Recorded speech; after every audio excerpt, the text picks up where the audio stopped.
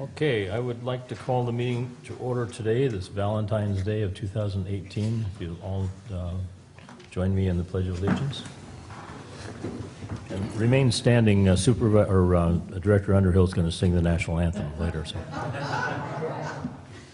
I pledge allegiance to the flag of the United States of America and to the republic for which it stands, one nation, under God, indivisible, with liberty and justice for all. Perfect. Right. You're so cute. Everybody was going to take a knee anyway. Okay, would you please call the roll? Yes, Director Strange. Present. Director Davidson. Here. Director Thomas. I am here. And Director Underhill. Here. And noted that Director Rodman is absent. Okay, this is a time for public comment. Any member of the public may address the board on a non-agendized item. The public is encouraged to work through the staff to place items on the agenda so that they can be considered. No action can be taken on matters not listed on the agenda, and comments are limited to 3 minutes per person. Is there anyone here who would like to say some comments under the public comment time? Not even a former director. Don't get him started. Don't get him started. We'll be here all afternoon. Okay, next item, number 3, is the consent agenda. These items are expected to be routine in nature and non-controversial. They're items that can be acted upon all at once without any discussion, but any board member or any member of the public can remove an item, and we will discuss that. So, I'll move for acceptance. Second? I'd like to pull the budget stuff. You had a question on that? okay, item number 3, C has been pulled. 3C, yeah, sorry. Move I'm for all- acceptance of 2A or 3A and 3D. Second?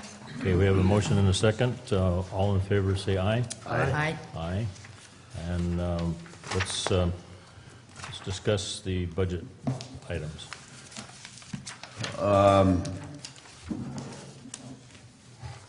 So it looks like the Reach 3A, or excuse me, Reach 1A, the $72,000 by Castle Consulting Engineers, is that a one-time hit? Or is that to be continued? It's a pretty big one, so. Yes.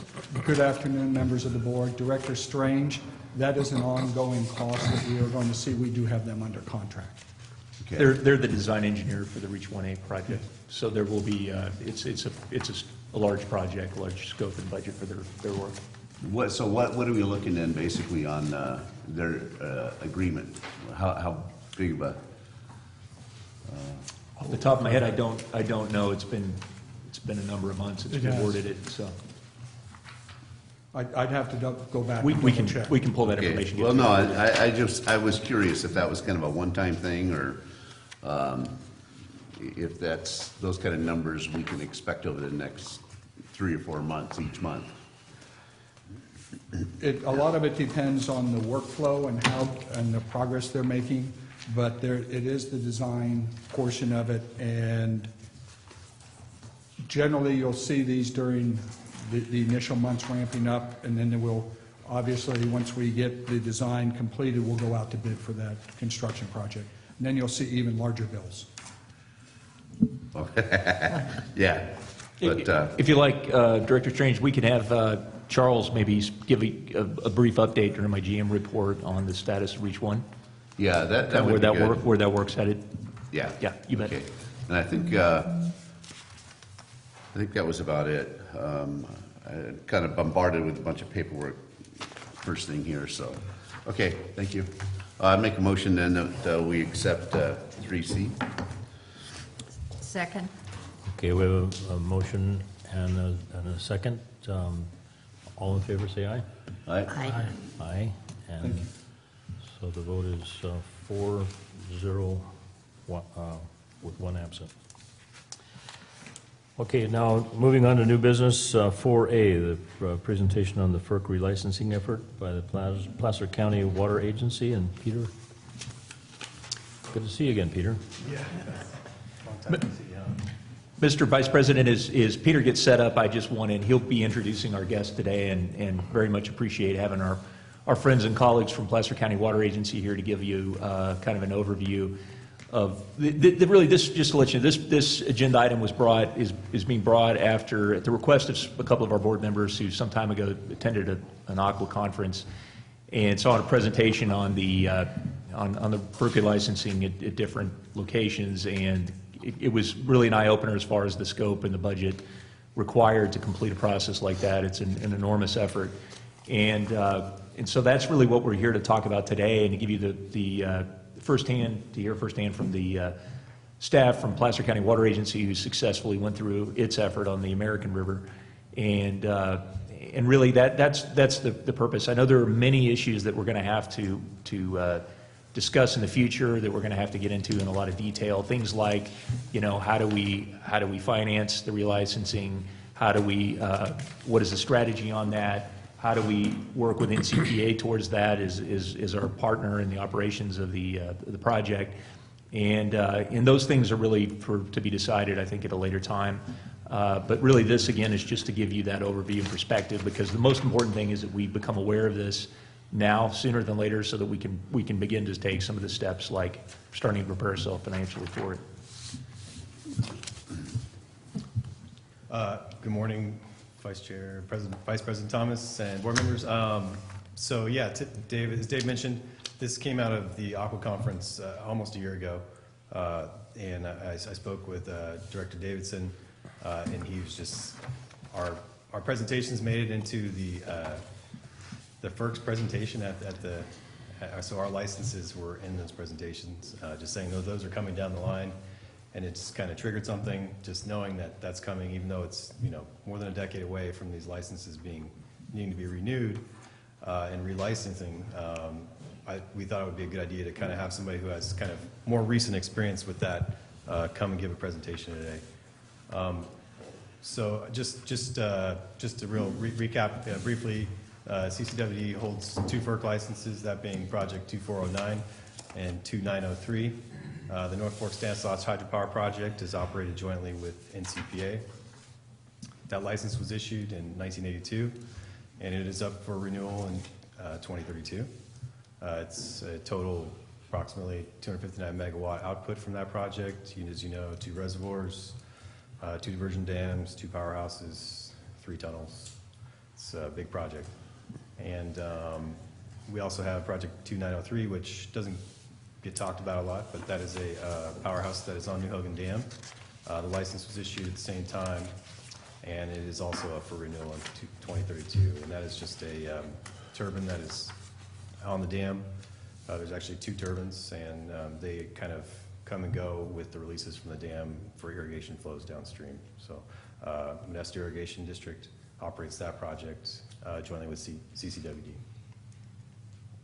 So as I mentioned, there was a presentation at the Aqua Conference that kind of triggered the need for this presentation, just kind of get you educated on the length of time necessary for a FERC relicensing and just what to expect in today's climate as far as that goes. Peter, I've got a question real quick, though. You mentioned at New Hogan, the operator of that is Modesto Irrigation District? That is correct. So we have an agreement with Modesto Irrigation District to operate that. In its project inception, there was an agreement with PG&E for receiving that power and carrying that power just within the last few years. Modesto Irrigation District has also taken on that project, so they actually receive the power and manage that through an agreement that was, I guess, terminated with PG&E prior. But yes, they do operate that project as the project operator. Okay, and is the agreement scheduled to sunset at a particular time with Modesto operating that? Yeah, similarly, with the type of agreements that we have with NCPA, there are sunset dates for the time of that project. A lot of the way that the project is operated right now is a lot I don't want to get into too much detail, but it's focused on sort of the payback of certain things. Right now, we're starting to see more revenue from that project. It's not a fixed revenue. It's obviously goes up and down with what water's available in any given year. But yeah, so very, very kind of similarly, there is an agreement in place with Modesto Irrigation District.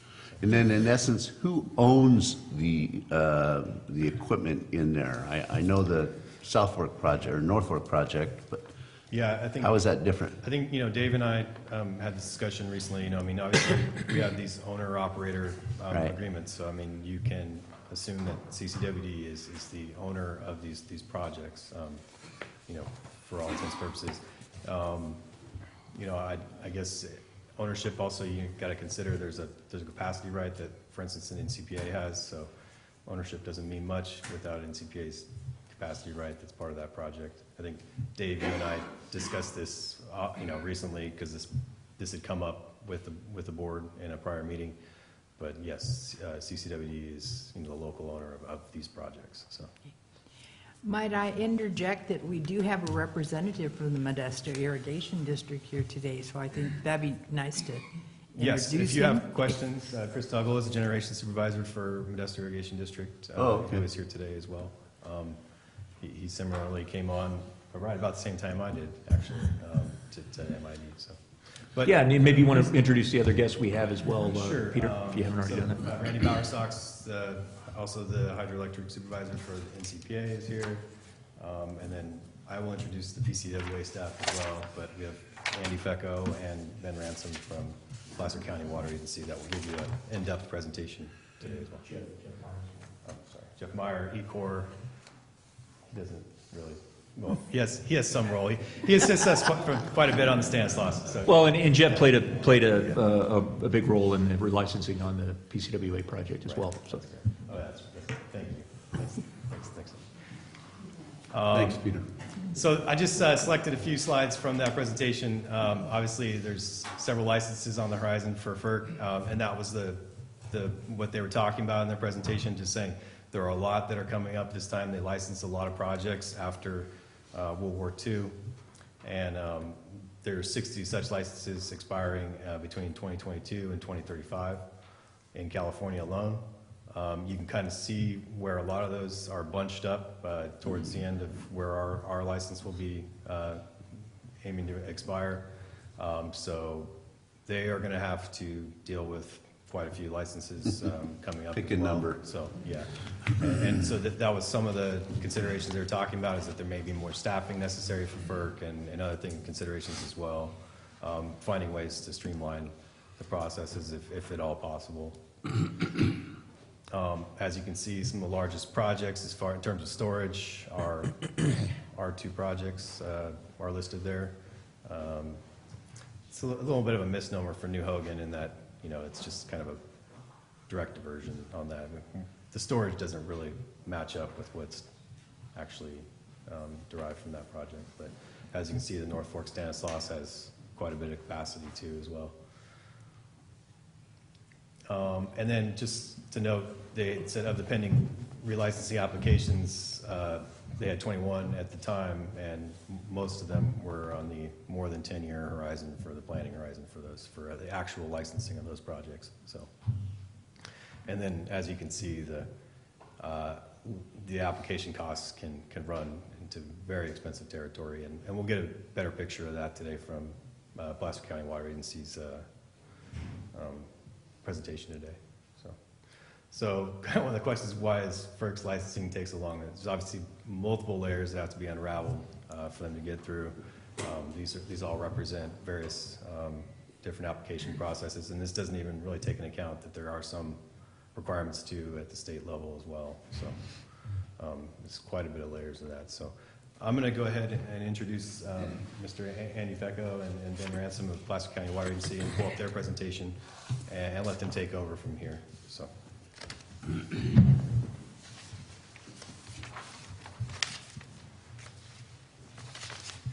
Good afternoon. Thanks for the invitation. Dave and I spoke somewhere at some conference, and he said, "How about coming down?" I said, "Sure." So I'm Andy Fecco. I'm the Director of Strategic Affairs for for PCWA. We're headquartered in Auburn, California. We're a countywide water agency, and we've got a couple of different purposes. The core of our business is we're a retail water service provider from about the town of Alta on Highway 80 down through the towns of Colfax and Auburn, out into West Placer County through Newcastle, Loomis, Rockland, all the way out into Lincoln. And we also wholesale water to the city of Roseville, the Granite Bay area, which is right around Folsom Lake, and some other areas like Sacramento Suburban Water District.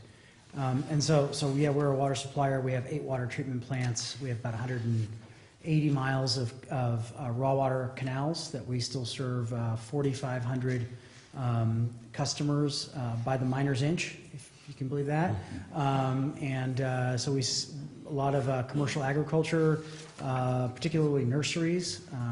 We also serve about 4,000, almost 5,000 acres of rice farming ground out in the Lincoln area. So pretty diversified water portfolio. And then we have a whole other side of our business, which is our hydroelectric business, which is the Middle Fork project, and something I'll talk about today, and I'll try to draw some parallels and complexities to your system, et cetera. So Middle Fork project is a project that really formed the agency. In the late 1950s, Placer County looked at some other counties up and down the Sierras and noticed that folks from outside the area were building projects in those counties, and we wanted to develop our own source of water for our own future. And so we, in the late 1950s, put a project called Middle Fork Project to the vote of the people of Placer County. It was going to cost about $150 million to build at the time, and the folks in Placer voted on a 25-to-1 basis to float the bonds necessary to construct the project. At the time, the interesting thing, that was more than the assessed land value of the entire county. And so it was really a big deal at the time to vote to float that level of bond indebtedness. But we started construction of this project in 1963, finished it at the end of 1967. We've got 2 big storage reservoirs, French Meadows and Hellhole, 350,000 acre-feet of storage, 342. 5 smaller reservoirs and diversions, 5 powerhouses. Our capacity is about 224 megawatts, which is, your project has a little bit more capacity than that. We run more often than your project. So our plant factor is we're on about 55% of the time on average, and I think you guys are more like 40% of the time on. And so we make about 1 million megawatt hours a year. Last year was a good year for us. We did about 1.6 million megawatt hours last year. So here's a map of the project, and I think there's a laser on here, yeah. So to orient you, it doesn't work on the screens. So where it says Forest Hill Road, just north of that is sort of Highway 80, and you can imagine Highway 80 from about Auburn going up to Lake Tahoe. Just off to the map to the right is the back of Squaw Valley ski area, and so we're right up against the crest of the Sierra. The upper reservoir, French Meadows, is at 5,200 feet, and Hellhole's at 4,600. The whole system is connected with tunnels. There's 25 miles or so of tunnel. So starting at Duncan Creek Diversion Dam there in the upper right, we divert that stream into French Meadows. And then from French Meadows, we have a 3.5-mile long tunnel to Hellhole Reservoir and 18 megawatt powerhouse at the end of that. We have a small minimum in-stream flow release at the bottom of Hellhole that runs through a powerhouse. But then from the bottom of Hellhole, there's a dotted line tunnel that runs to Middle Fork Powerhouse. That's about an 11-mile long tunnel and about 1,800-foot drop. And we make about 125 megawatts of energy at Middle Fork Powerhouse. And then it goes into another 7-mile long tunnel to the Ralston Powerhouse, where we make another 88 megawatts, and then into an afterbay. And then we re-regulate that afterbay with a small 6-megawatt powerhouse down at the bottom there called the Oxbow Powerhouse, I'm sorry. So, all told, that 224, that water all ends up in the bottom of the system at Ralston Afterbay. So, but you'll notice on here a bunch of stream reaches, which is important when you get into FERC relicensing. How many streams are you affecting? To what extent are you affecting them is really is the issue that is going to be under discussion. And so we're probably affecting 6 or 7 stream reaches there, and Ben will talk a little bit more about that. So, important thing is, what are your goals in relicensing? So we're a water agency first, but we wanted to acquire a new long-term FERC license. We wanted, most of all, to retain the project's flexibility to meet our water supply needs, but also to be responsive to electrical market conditions. So much like your project, our project, we use to peak and load follow every day in the electric market. That's what pays our bills. We're not an electric utility. We don't serve customers, so we don't need base load. We're selling into the market every single day, and so we're trying to find the highest value times to sell into the market. So retaining project flexibility, the ability for those generators to come on and turn off as often as needed was one of our goals. And of course, retain the project's benefits for current and future generations of Placer residents. Again, we're a public agency. All these benefits accrue to our public. Andy, I just want to interject. I think it's really interesting to note that one of the considerations, as he lists here, is to really look in the relicensing at how you best meet your water supply needs in addition to hydropower Right. generation. And really, that is an opportunity to look at the operation, the reservoir, the system, in all of its benefits and how it may meet other needs as well. So really good point to note there. Yeah, absolutely. The goal of the regulators is, in a way, is to reduce your flexibility, and what you have to have firmly in mind is what flexibility do you want to retain, right? And what's it going to cost you to retain that flexibility? It's all a give and take, and having a negotiating strategy and a plan around that is really important. I got a question. Are you involved in any of the Sigma groups down in Lincoln, maybe, or something? We are, yes. You are? Yes. And do you see that that involvement could possibly change some of your water management strategies? We are primarily not a groundwater agency. We are a surface water agency. Many of our customers, like the city of Lincoln, does actually withdraw groundwater, and we are living in a balanced system down there, and so the puts and takes are about equivalent. And so our goal with this project was to retain the ability to divert water, surface water, to serve future needs out in that area so that we wouldn't be overly reliant on groundwater. That's what the driver is. If you're in a balanced groundwater system, you want to keep it balanced, right? So that was our goal. Where was I? Okay, here we go. So relicensing team, of course, I work for the board of directors. A unique business arrangement that we have is that my board of directors, the PCWA board, was once the county board of supervisors when the project was formed, and we split away and became a separately elected board in 1975. But we retained a business relationship with the Board of Supervisors. And the business relationship was essentially that in the future, when this project, I'm going to talk about financing, how this project was originally built. I said we floated $150 million worth of bonds. PG&E are the ones that essentially bought those bonds, okay? And the business deal with PG&E was such that they made semi-annual bond payments over the initial 50-year FERC license term, in exchange for all the electrical output of the project over those 50 years. We got all the water out of the project, they got all the electrical output, and they made the bond payments. So PG&E essentially paid for the project in exchange for generation for 50 years, okay? When that 50-year term ended, May 1, 2013, we had a new business relationship, and after that point, there's revenue coming in.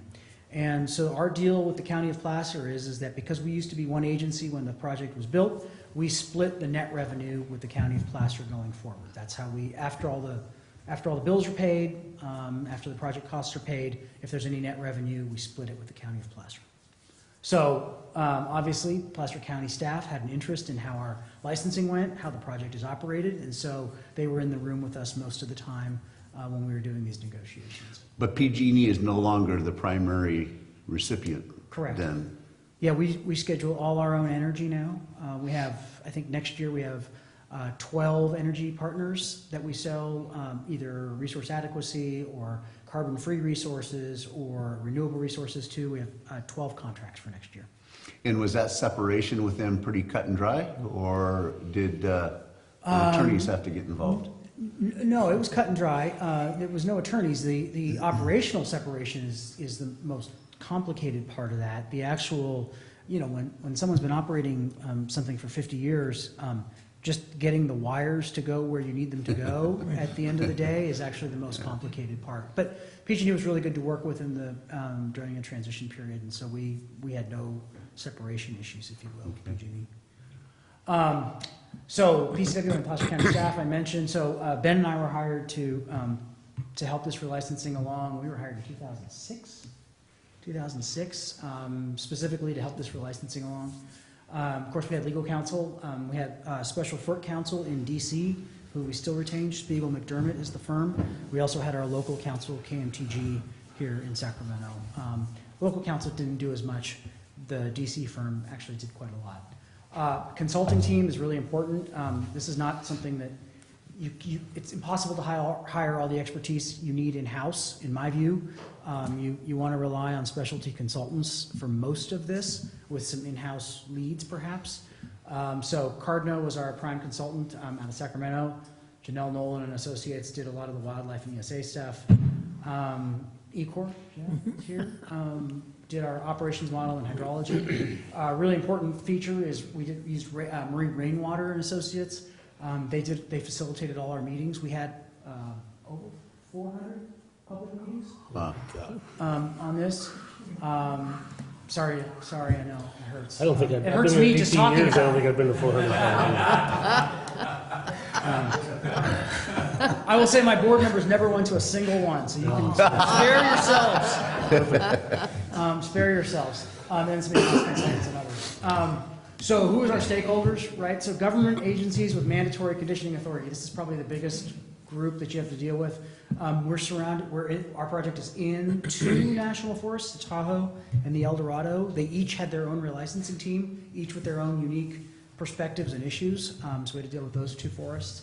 The State Water Resource Control Board, you probably know them too. They have mandatory conditioning authority. And then these other government agencies which don't necessarily have, so mandatory conditioning authority, I should stop in a moment and tell you what that means. It's just what it sounds like. If the 2 forests, in our case, and the California Water Resource Control Board, want to condition your license in a certain way, there is nothing FERC can do to stop them. They have to accept the conditions of those agencies. There's an appeal process. You can think you might win on that appeal process. I've never seen anybody win one yet, I don't think. Maybe on small side issues, but not on main issues. And so that's a tough paradigm. And so you've got to keep that in mind, is that there are people who have essentially ultimate power over how your project is operated. And so your best hope is to be, frankly, to be smarter than those folks, to be more well prepared, understand your project. The other government agencies are just exactly who you might expect. California Department of Fish and Wildlife, state parks, for us because we had some state park land. Fish and Wildlife Service was there. The State Historic Preservation Office, Bureau of Reclamation, which is a unique situation. Our project transitions into some reclamation land, National Park Service and Bureau of Land Management. We had some local tribes, both Nevada side and Placer side, tribal interests, which were fine to work with. We had no issues there. And then we have NGOs, CSPA, Foothill Water Network, American Whitewater. You may have some of those in your watershed already, maybe on the Colony side. And then we have members of the public. Not a lot, I would say, specific interested local members of the public, whether they were interested in recreation or rafting or things like that. They were citizens, local citizens. And actually they're quite helpful to have in the room because they're not affiliated with anybody, and a lot of times they're your ratepayers, right? And so that can be a helpful influence in a room. So. And is there a situation where at some point in time there could be adjustments, or part of those licenses are opened up for review again every 5, 7, 10 years or something? Well, it's very likely that what we are likely to get in our license is some reopeners based on certain conditions, right?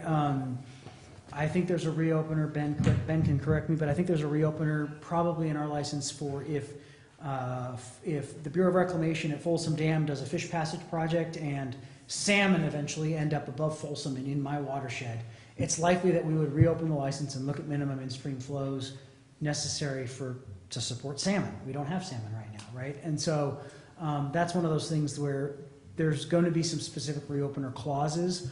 I don't like reopeners, but you're gonna get some, probably. Right. So you gotta be prepared for them. So NIMS was never involved in initially because of the barrier. Right, barrier, exactly. That condition is likely to come from the State Water Resource Control Board. So this is just a little bit of a graphic that we used for our board. It's probably been 10 years, but so let me just kind of walk you through this, and Ben's going to talk a little bit more about timelines.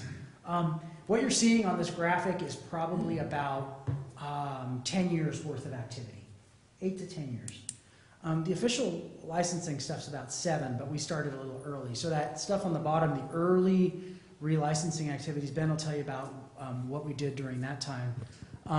And then the NOI and the pre-application document submittal is your first official submittal. And then FERC staff comes out and does a scoping meeting. Then you're into these study plans, and Ben will tell you all about the study plans we did. Now you're implementing your studies to look at the ecosystem and all the other resources that your project may touch. And then once the studies are done, essentially what you're down to is negotiating what your new license conditions may be, based on what you found out in your studies, right? So you did all these studies, you generated a bunch of data, now you got to interpret that, and the resource agencies are looking at that same data, and they're trying to think of what kind of conditions are they going to put on the license, and you've got to be a little bit ahead of them on that. And then once you get to either you come to agreement on license conditions or you don't come to agreement on license conditions, no matter what, there's a very specific timeline for a license application submittal. And you might submit a set of license conditions, and those mandatory conditioning agencies might submit a different set, but FERC is going to do a NEPA document on all of it, perhaps even with alternatives. And then they're going to come out with an 401 cert at the state board, and then you get a new license order. All of that's supposed to happen before your license is up, but I can tell you that my license was up in 2013, and I've been operating on annual licenses ever since because the state water board can't get over that last little ridge there, the water quality certification. They have not issued that. So I've been on annual licenses under my old license conditions, so I'm not really complaining, but under my old license conditions since 2013. So I'm going to let Ben fill in the details. Just one question on Yes. that. That was one of my concerns. I mean, is there a blueprint for every project? Is it different for every project as far as the steps? Yeah, there is a blueprint for sure. There is the official blueprint, right, of when these milestones occur. What you do within that blueprint is up to you, and so we had a particular need I wanted to understand what the condition of our resources was before we even filed that pre-application document.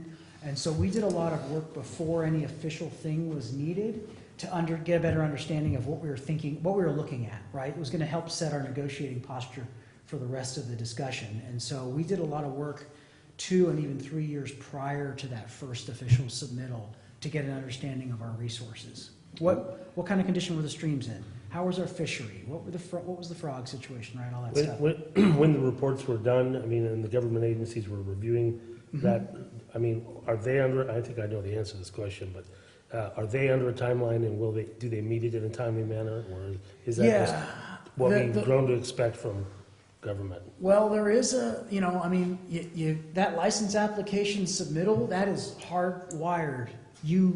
Everybody must be done by that time. And so the question is, how many years do you want to do your studies? In our case, it was about 2.5, basically 2 field seasons we did our studies. And then we spent probably a year after that doing the negotiation. And I would say we got done just in time before that license application submittal. But the nice thing about the FERC timeline is if the agencies don't submit by the FERC timeline, it's a problem for them. Does it just go down as no comment, or Yeah, it goes down as no comment. Yeah. So then they can't come back?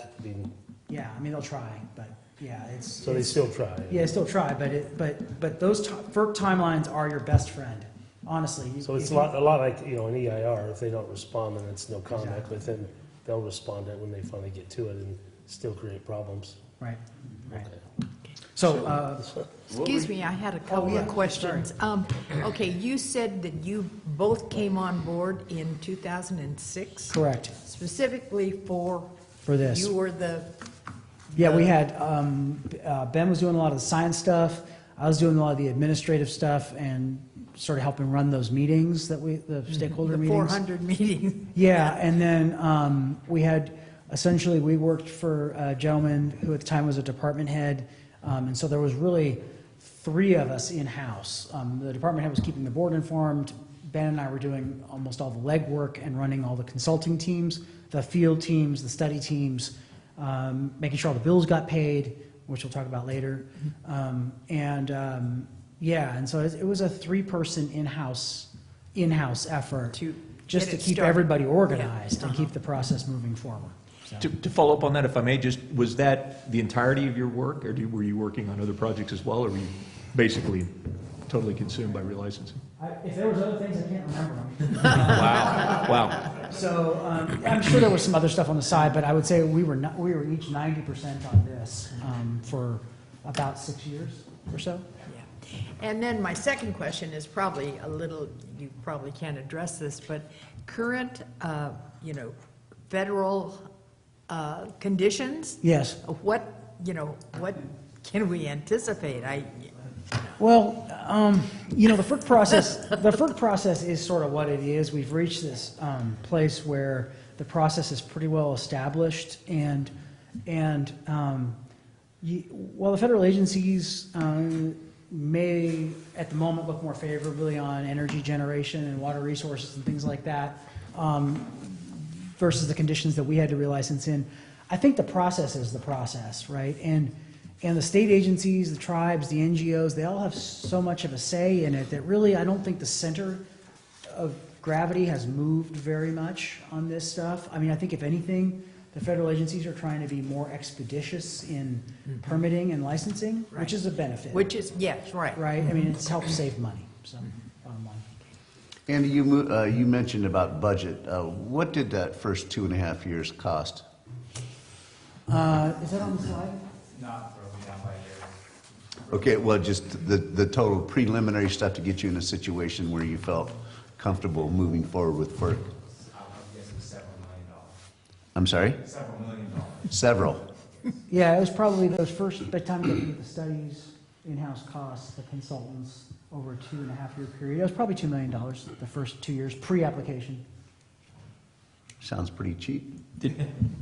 Well, and to that, and guys, and I don't mean to The jump. rest of it. Yeah, and I don't mean to jump to something that may be in the report, in your presentation, but did you, was that coming out of your operation budget, or did you have to finance this, or? Yeah, so that's good. We're in this business deal with the County of Placer that I already mentioned, but we worked out a cost-sharing agreement, if you will, with the County of Placer, and what we used was the county treasurer has an investment fund, and we essentially borrowed money from the county treasurer's office at what I would call a favorable rate, because we had obviously a low chance of default. We're a public agency within the county, and so I would say we borrowed money as necessary. We laid out a budget for this entire thing.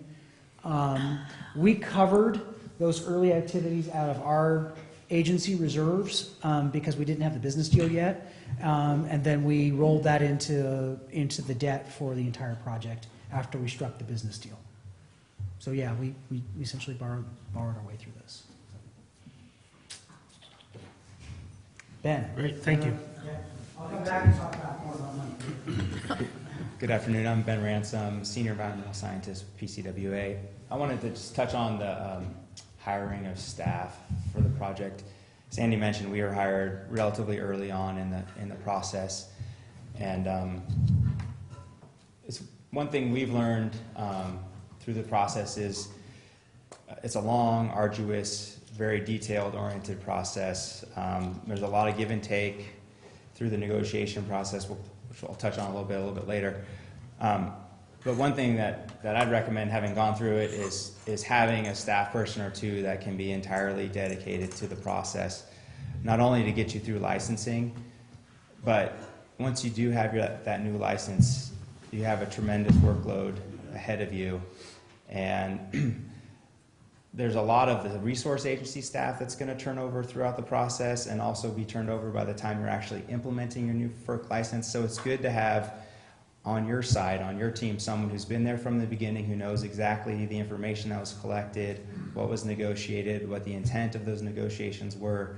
So when you get into that implementation phase after you have your new license, you have someone who was there from the beginning that knows all that. So if there's anything that's up to interpretation, you have the one expert in the room that says, no, this is what the intent was. So having that continuity is really important. And this is not something that someone who also has another job can really do. It's just, there's too much work, too many meetings, too much stuff, time behind the scenes with your consultant team to have someone who has, you know, multiple responsibilities within the district. Just out of curiosity, did you have pretty high board member turnover? Was that a problem at all with keeping board members focused and prepared to fund it? No. Ben, are you thinking like a license coordinator type position following implementation? Yeah, so like for me, I came on kind of as an environmental scientist. I was here essentially from I started on this process as a consultant. I developed and began implementing the water temperature monitoring plan. It was the first thing that the agency did in terms of starting to evaluate the project resources. And then I transitioned real quickly from the consultant side into the staff side. And now I'm on the new license implementation side. So I have a person who works for me who's also going to be part of that team, and a few consultants that also help. But I transitioned right from, you know, relicensing into license implementation, along with some other responsibilities that I've taken on. So I'm that person who was there from the beginning, who's going to see it all the way through implementation. Essentially, until I retire, I'll be involved in the relicensing or implementation process. Andy kind of walked you through the overview of the process. I'm going to get into a little more detail. So one of the first critical and required pieces of the process we followed, which is the integrated license process, is this thing called the pre-application document. It's required 5.5 years ahead of license expiration.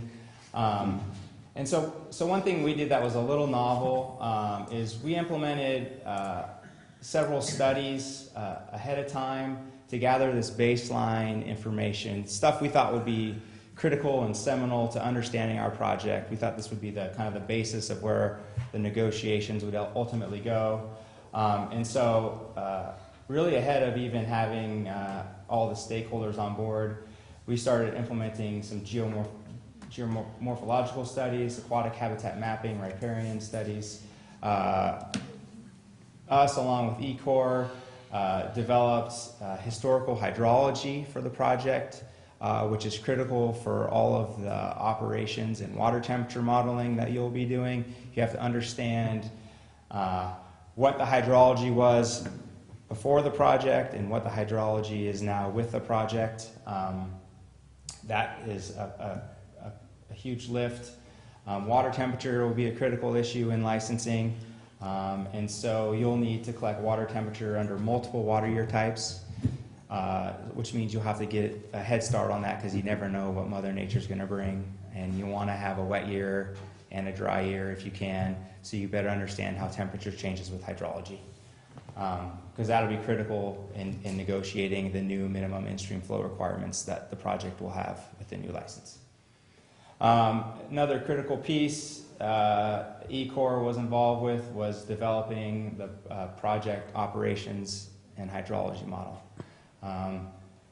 This is probably, I'd say, the single most important tool you'll use for licensing is your project operations model.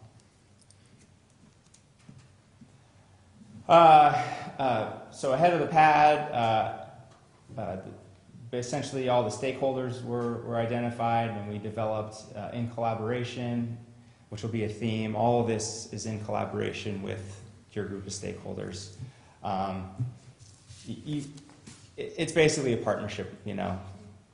Love it or hate it, you're in a partnership with these folks. In some ways, your destiny is in their hands, and everything you can do up front and ahead to establish a good relationship is highly recommended. as painful as it may feel at times. It's critical to build a good relationship, and one that is founded on trust. If you don't have trust, and your consultant team doesn't have trust, the likelihood of a favorable outcome goes down for sure. The other thing we did is form technical working groups. So you'll find that certain stakeholders are interested in certain areas. They'll separate themselves, and you'll have these technical working groups. So in certain areas, we'll get into the details. You'll have group of folks who are interested and want to participate and provide feedback. We also, up front, developed as best we could all of the technical study plans, so all the studies that we'd be doing for the licensing to develop the body of information you're going to need to develop the new license conditions.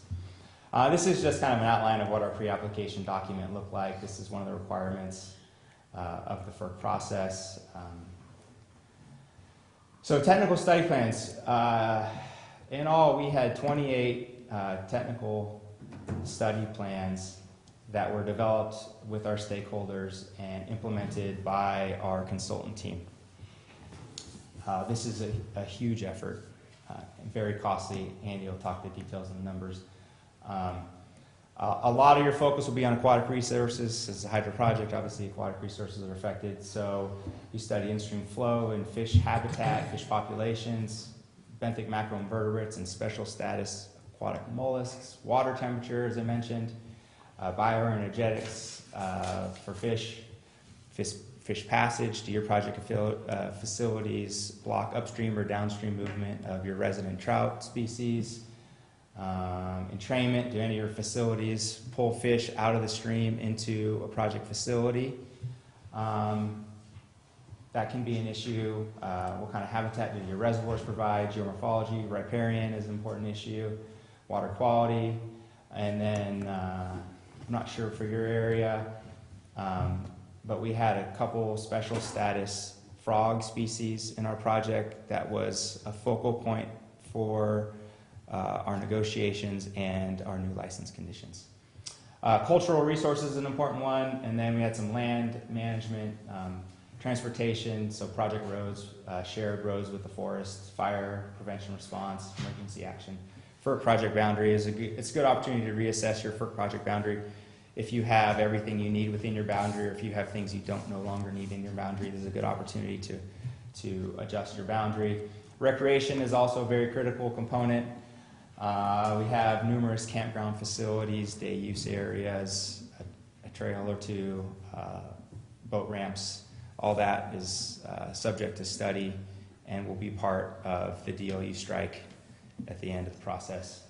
And then terrestrial resources, vegetation, any special status plants. A big focal point for us was invasive and noxious weeds. I'm sure you guys will have that. Any special status wildlife. We had bald eagles, other raptor species, and then bats.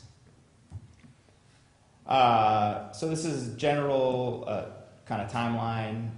As part of our pre-application document, we included most of our stakeholder-approved technical study plans. With that, we were able to get an expedited FERC approval, and we were able to begin implementing our study plans the summer following our submittal of our pre-application document. I think in general, what we'd suggest is try to leave yourself as much time as possible within the process for negotiations. Because there's a lot of back and forth that goes, and so if you can get your study plans developed in collaboration with your stakeholders and approved through FERC and implemented, perhaps giving yourself a second summer to follow up with any holes or any problems you may have had with your study. Just keep that in mind. We did have to go back a second year on a couple resource topics to gather a little bit more information for those. And then you want to leave yourself plenty of time for negotiating your new license conditions.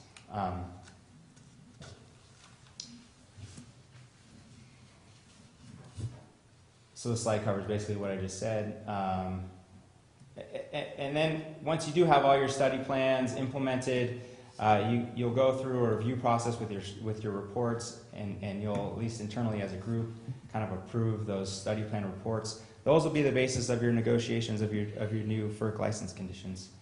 And then the next major milestone is submitting a draft license application.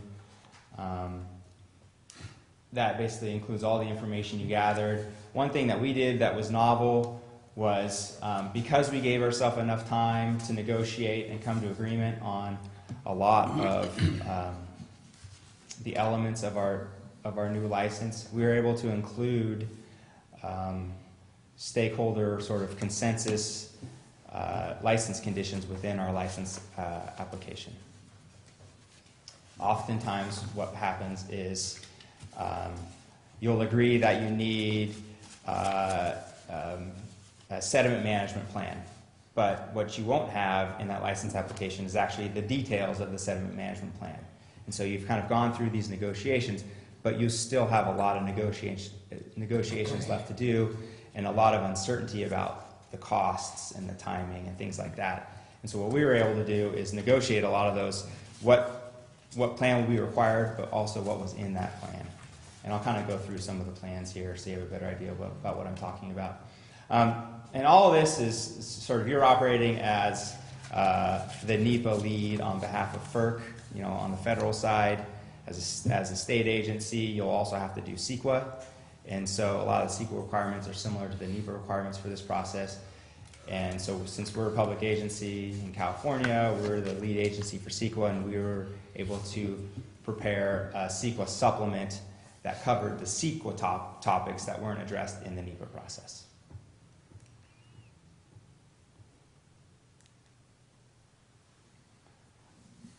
So this is the kind of timing of what I was describing. The top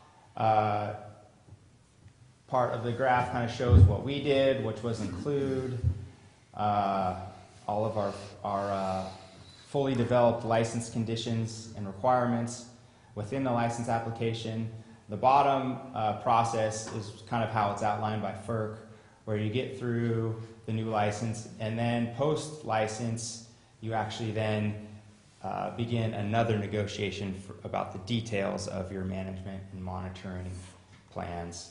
Our recommendation is to try to do that stuff as upfront as possible, so you understand the full scope of what you're agreeing to and will be responsible for under your new FERC license. I think here's where I turn it back over to Andy. The good news. There's that number I was looking for. Right, so Ben reminded me of a couple of things that before I get to this. I want to let you know that FERC licensing is an opportunity to take stock of the project that you've built as a whole and decide if you want to make any improvements to it. We did that in our process. We actually started with a list of, sort of a brainstorm list of probably 50 different things that we thought might need improvement, from internal powerhouse efficiency type things to raising dams, perhaps building new dams on the system. We started with that big list and narrowed it down. Eventually we came to a list of about 6 things that we improved. We added 10,000 acre, we're adding, in the process of adding 10,000 acre feet of storage to our hellhole facility. All 3 of our small diversions received, are receiving inclined flat plate screens that keep sediment, debris, rocks out of our tunnel facilities, as well as screen fish. So that was a win-win for the resource agencies and us. And we're also improved all the low-level outlet facilities at our dams as well. And so those were not necessarily required in this process, but while your license is open, it's certainly easier to do them as part of all of this analysis than try to do them separately. So I encourage you to think about your project globally and decide if there's any improvements that you want. Now, I'm not going to say that those improvements don't cost anything. They cost something because it's part of a negotiation, right? And so sometimes it's good to have a list of improvements just as a negotiating tool. All right, so costs. So we've gone over all of the good stuff. So preliminary activities, that number up there includes our staff time as well. All this includes our staff time, all the consultant time, all the meetings. And so these are general areas that we tracked. So the preliminary activities are everything before the pad. The general administrative stuff was our internal engineering costs mostly for the project. We had the relicensing process, which is simply completing all the documentation, 411 stakeholder meetings and all that stuff. Obviously, the project description, the baseline environmental studies were the 2.2 that Ben talked about before we filed the pad. The pad was almost $1 million in just by itself. The technical studies for those 28 technical studies over a period of probably 24 months by the time the reports were written, wouldn't you say? 24 months. So you're burning $500,000 a month during that time just doing the studies and writing the reports. Then the license application itself and the post-application activities. So grand total, we spent a little over $35 million to get through the process that started in about 2000. You started in 2004 probably and ran through 2013. So about 10 years worth of activity. Yeah, hi Bertha.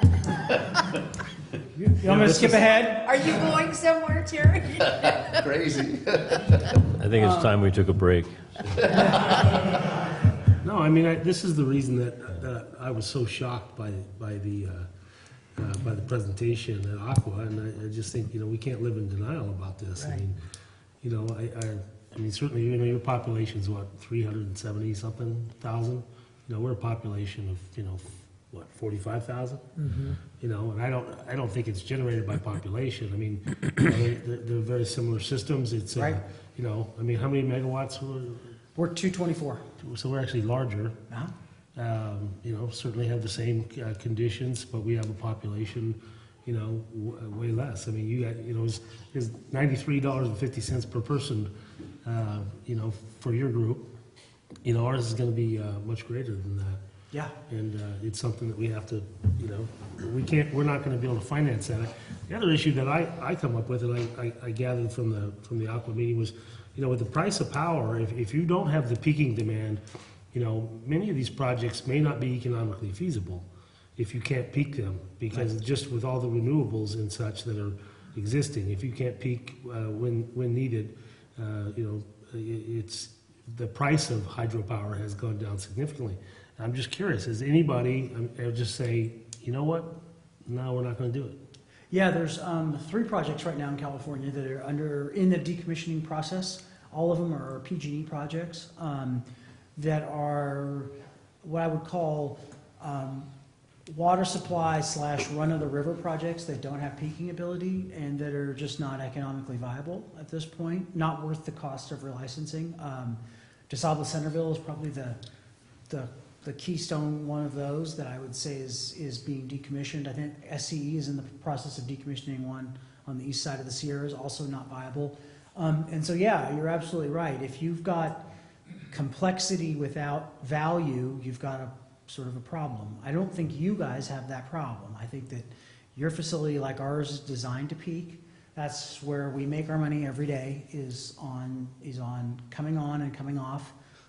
In dry years in particular, now last year we ran a lot because it was a wet year, but in most years like this year, there's a good chance that we'll turn on and off 20 to 30 times a day. We'll run for 5 minutes and turn off. Everything's done on economics. We schedule all that out of our own offices. We have a staff of 4 people. They used to work for me, and then I spun them off into their own department that spend all their management employees because they're making $100,000 decisions every day, and so they have full control of the project. They put in economic bids every day, and they make decisions. They optimize the project. Well, so then the rafters, they got to get out there and take one run for 5 minutes, and then Well, no, because we have that after bay, because we have that re-regulating reservoir. they wait, and then So no, we guarantee them even in dry years. We guarantee the rafters. I think a minimum of at least 3 days a week. Even in below normal years, I think it's 6 days a week. don't even get me started, because I'll be bringing that up later. The rafters were our friends. The rafters like peaking too, because that's what they ride. They ride the peak. So What's interesting too is you feed down into Folsom. Folsom, we feed into New Malones. Both of those reservoirs are viewed as supporting environmental issues in the Delta. Right? And so I see that real analogous comparison to what's going on. I don't know, Dave, if, you know, maybe I have to assume that was part of your wisdom in bringing them in because of how similar. Well, if you want to think so, sure. You bet. No, I just want to say, really, I wanted to bring these guys in because, honestly, PCWA is at the top of the list of really stellar agencies in our region. Just the professionalism and quality, as you can see from the staff here. I mean, I haven't worked as much with Ben, but Andy, I've worked with him continuously through Aqua in particular, and you know, it's just we're joined to the hip on so many different things that we do that you know you don't see because we're doing the work, you know, in other venues and we're joining in efforts. But I feel confident, you know, if it worked for them, that gives me a lot of confidence. It really does, and there's a lot of really good lessons to be modeled here, I think, based on, you know, their wisdom that they're sharing today. So you talked a little bit about the financing. I mean, how was this in its entirety financed? Is it still? So yeah, we did that deal with so we had a couple of things that what we ended up with the county treasurer's office. She has an investment portfolio, right? And she's got. Not in this county, there is. First, I think, you know, we have a good credit rating as PCWA. We pay our bills reliably, and so we were able to secure a favorable rate. We actually opened what amounted to a $100 million line of credit, and the reason was we had some additional costs associated with the project. As PG&E's commitment to the project was tailing off as part of the 50-year deal, we had some major improvements that we had to do required by DSOD, safety of dams. We had a probable maximum flood recalculation at our French Meadows facility, and we had to rebuild the spillway and the gates at that facility, and that cost us $22 million out of pocket. And so there was a number of those kinds of issues at the time, and so this is kind of what our budget was. We were in this ballpark when we were thinking relicensing. We were probably thinking closer to 30, but it ended up 35. And so we opened a line of credit for probably more than what we needed. And we accessed that credit as we needed to. Try to minimize the cost, obviously, but access that. Paid over the course of the correct licensing. So yeah, it's got an amortization period. The other thing is the way the payback works, and it's a unique deal, and I don't know if you'll be able to get something like this in private paper, but if there's a net profit, so let me back the train up. We have board policies that state how we use revenue. Okay, so after we took control of the project, we started getting revenue in. When PG&E left the project after 50 years, on the energy side, we had $0 in the bank. They got all the energy output, we got the water output, but there wasn't any net proceeds for us. Okay, so we started at zero. So we needed some money to cover the initial operation as revenue began to come in. So yeah, we borrowed that at least 2 years worth of operations just to be sure we had enough. Just based on your loan to debt ratio, you were able to borrow that short-term money and. Okay. Yep, we were able to show potential revenue and be able to borrow the money. We started in the middle of a drought, which did not help the situation. But our board also set policies regarding revenue, and the revenue policies are that this is about, so give or take, this project generates about $45 million of revenue a year. Okay, but the costs to operate are about $25 to $26 million a year. That's about our operating cost by the time you get through O&M, capital, paying the staff. We got about 40 on staff to operate this project, et cetera, right? So you got a bunch of costs and you got some revenue.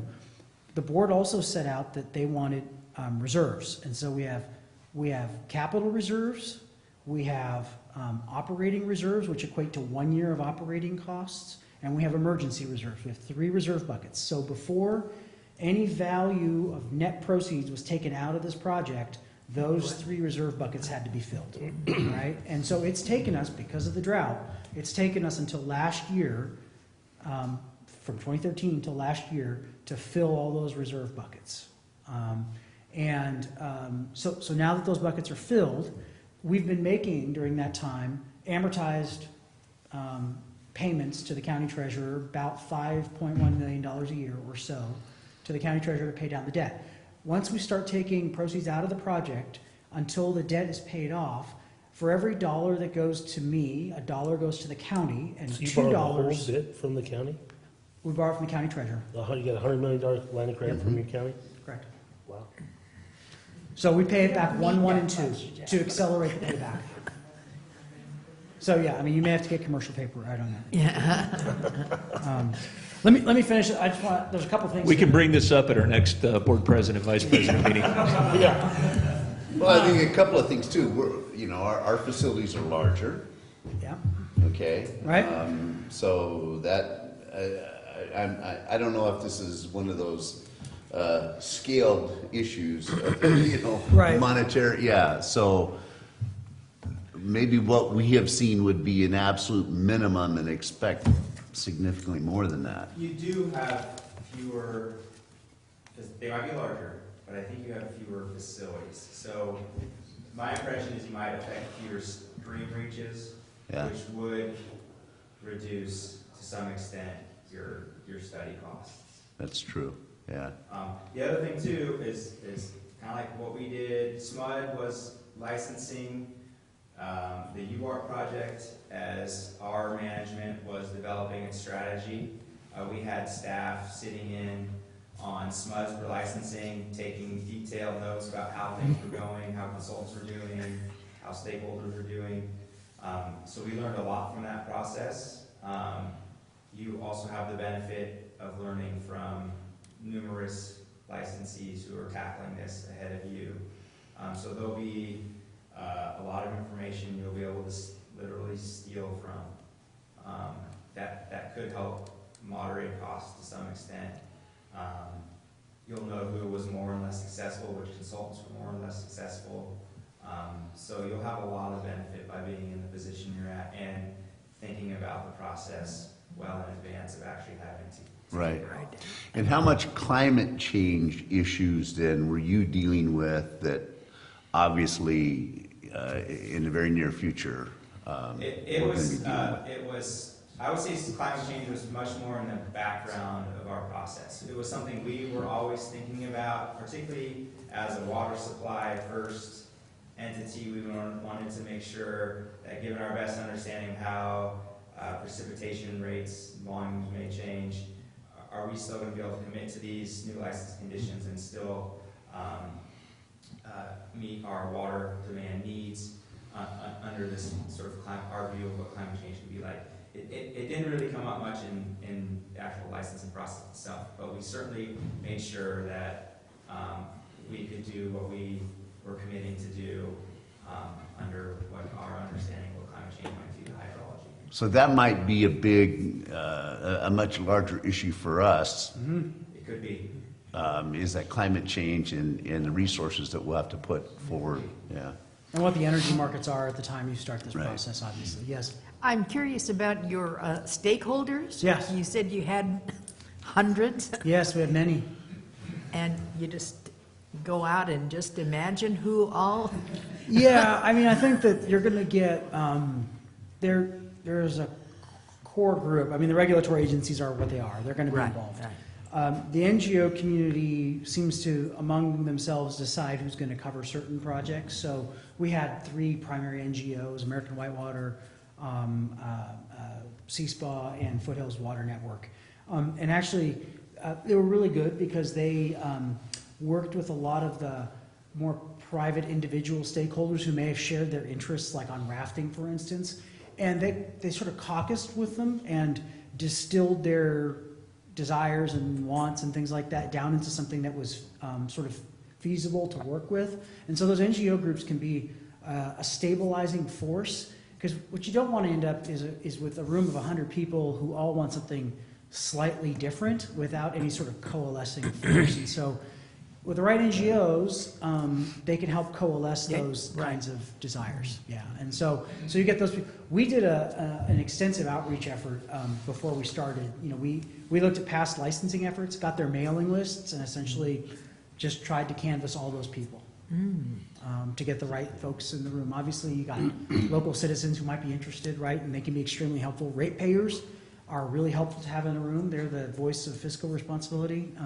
So just about who's in the room is maybe important for a board to know. So my board is very focused on being a policy board, and they set policy and they make fiscal decisions. They sent us out into the world to try to negotiate this thing for them, and on all matters it's the same.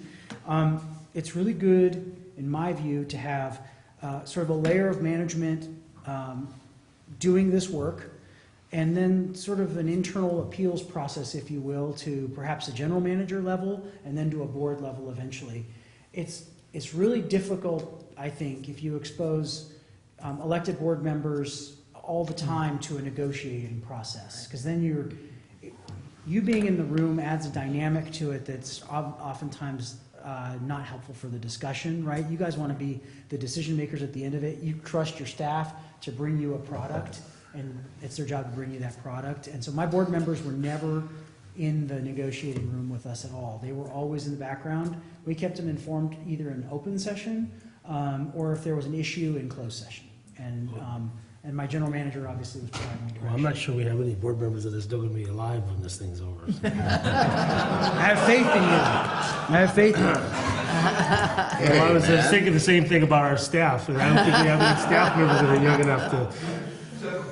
Right, we were around. Yeah. But yeah, Yeah. it really is important to set the right dynamic, right? To have negotiators that you trust in the room, and then you guys be the decision makers in the background. You know, one thing I think that I would imagine we're going to have to deal with, Sigma pretty dramatically, as opposed to, we're not in a neutral aquifer.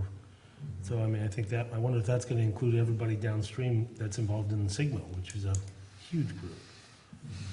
Yeah, good. That was why I asked that Is question. being part of the relicensing effort as well? Yeah, I'm just wondering if they become, Yeah, I don't know. I mean, the timeline on the groundwater sustainability plan development is going to be, before we get to Before the that. beginning of the relicensing, so, yeah, be interesting to see. So maybe just to round up,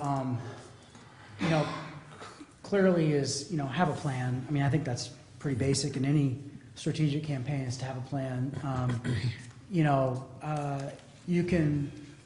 I think part of that planning exercise is obviously the financing piece, which is huge, but also is, what do you want at the end of this thing? You can, in my view, there's a couple ways of going about this. We went about this of try to spend all the money that we needed to spend on this process and do it up front and sort of take the Band-Aid off all at once, right?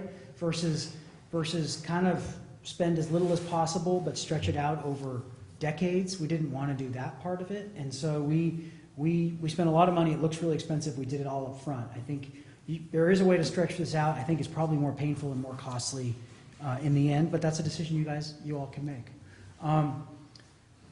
Open and transparent relationships, I really think it's really important that when you develop things like your operations model, your hydrology stuff, put that stuff out there.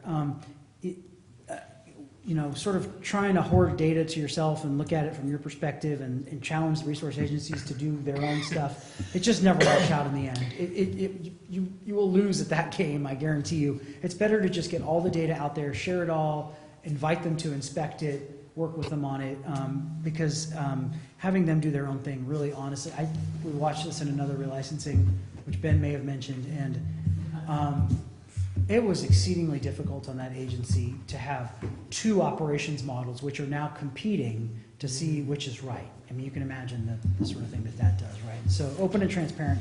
It helps you with your public, helps you with your stakeholders. And then, I said a little bit about this, but, know your end game. What's a good deal? So for us, what a good deal was we kept like 99% of our flexibility to peak our resources, right, which was like one of our top goals. We kept reliable storage in our reservoirs to serve our water needs. We didn't lose any consumptive water rights in this proceeding. We were able to take as much water out as we need to serve our population. And we only lost about 4.5% of our total generating, or our total generation in any given year, average. So if we make, 1 million megawatt hours minus 4.5%, that's really not a big loss. And frankly, it's the least valuable hours anyway, and so it doesn't matter. And so So our result was really good, I think, and it's because of all the time and effort that went into it. Frankly, the money we spent and the time we spent on it. So the last thing I'll end on is, okay, I've gotten you through, what it took to get through licensing, and so here's for us what a 30-year amortized implementation costs looks like. So the new license implementation, which is the project management, the sediment management plans, all the monitoring plans going forward. Ben, how often do we have to redo monitoring? Essentially, every 5 years. We have to redo So monitoring? you're almost repeating your licensing level of environmental study every 5 years. Not quite, but close, yeah, close. And then our fish stockings, that adds up to about $51 million over the 30-year term. The rec facility rehab, our rec facilities were constructed in 1967. I don't think we touched them between 1967 and 2007. So we committed to rebuild almost all of our recreation facilities, mostly around our reservoirs. So that's a $15 million hit. And then our infrastructure improvements, this is the stuff that we wanted. Our outlet work mods, our small diversion, and raising hellhole adds up to about $18.5 million. That's our current estimate. Obviously, things grow over time depending on construction cost indices and things like that. But so over a 30-year term, after we pay the licensing bill, we're looking at about an $84 million implementation bill over the next 30 years. And did you always target a 30-year implementation, or did you look at any shorter or longer So intervals? one of the good news is, one of the pieces of great news out of the change in administration in DC was the minimum license term used to be 30 years, and then now the new minimum license term is 40 years. So Well, that'll change with every 4 or 8 years. well, it might not. Some ways. So you can get up to a 50-year license. Our original license was a 50-year license. We argued for a 50-year license, and I think we're likely to still get a 50-year license, maybe something in between 40 and 50. You gotta remember that you're not done yet, right? Yeah, I'm waiting on a 401 certification from the State Water Board, but essentially we're on cruise control. I don't think we're spending hardly anything really these days. We're just waiting for. We are getting a jump start, I will say, on some of this stuff. When you get your new license, a lot of the big ticket items, stuff that folks really want, like you're gonna have to improve some of your outlet works because your project probably was sized to meet the minimum stream flow requirements at the time. Your minimum stream flows are gonna go up. You're gonna have to do something there. They want that done as soon as possible because they want those new flows. So there's a lot of front-loaded stuff. So we have a lot of things that come due in the first 5 years of your new license. And so instead of waiting until we actually have that license, we're getting a jump start now to try to address some of that, some of the bigger engineering items, some of the things that are beneficial to PCWA as well as potentially the environment. Those are the kind of things we want to get built as soon as we're allowed to build those things because they are a benefit to us. So we're doing some early engineering, things like that. And a lot of those too will, especially with having the towers to pull from different water levels for water quality.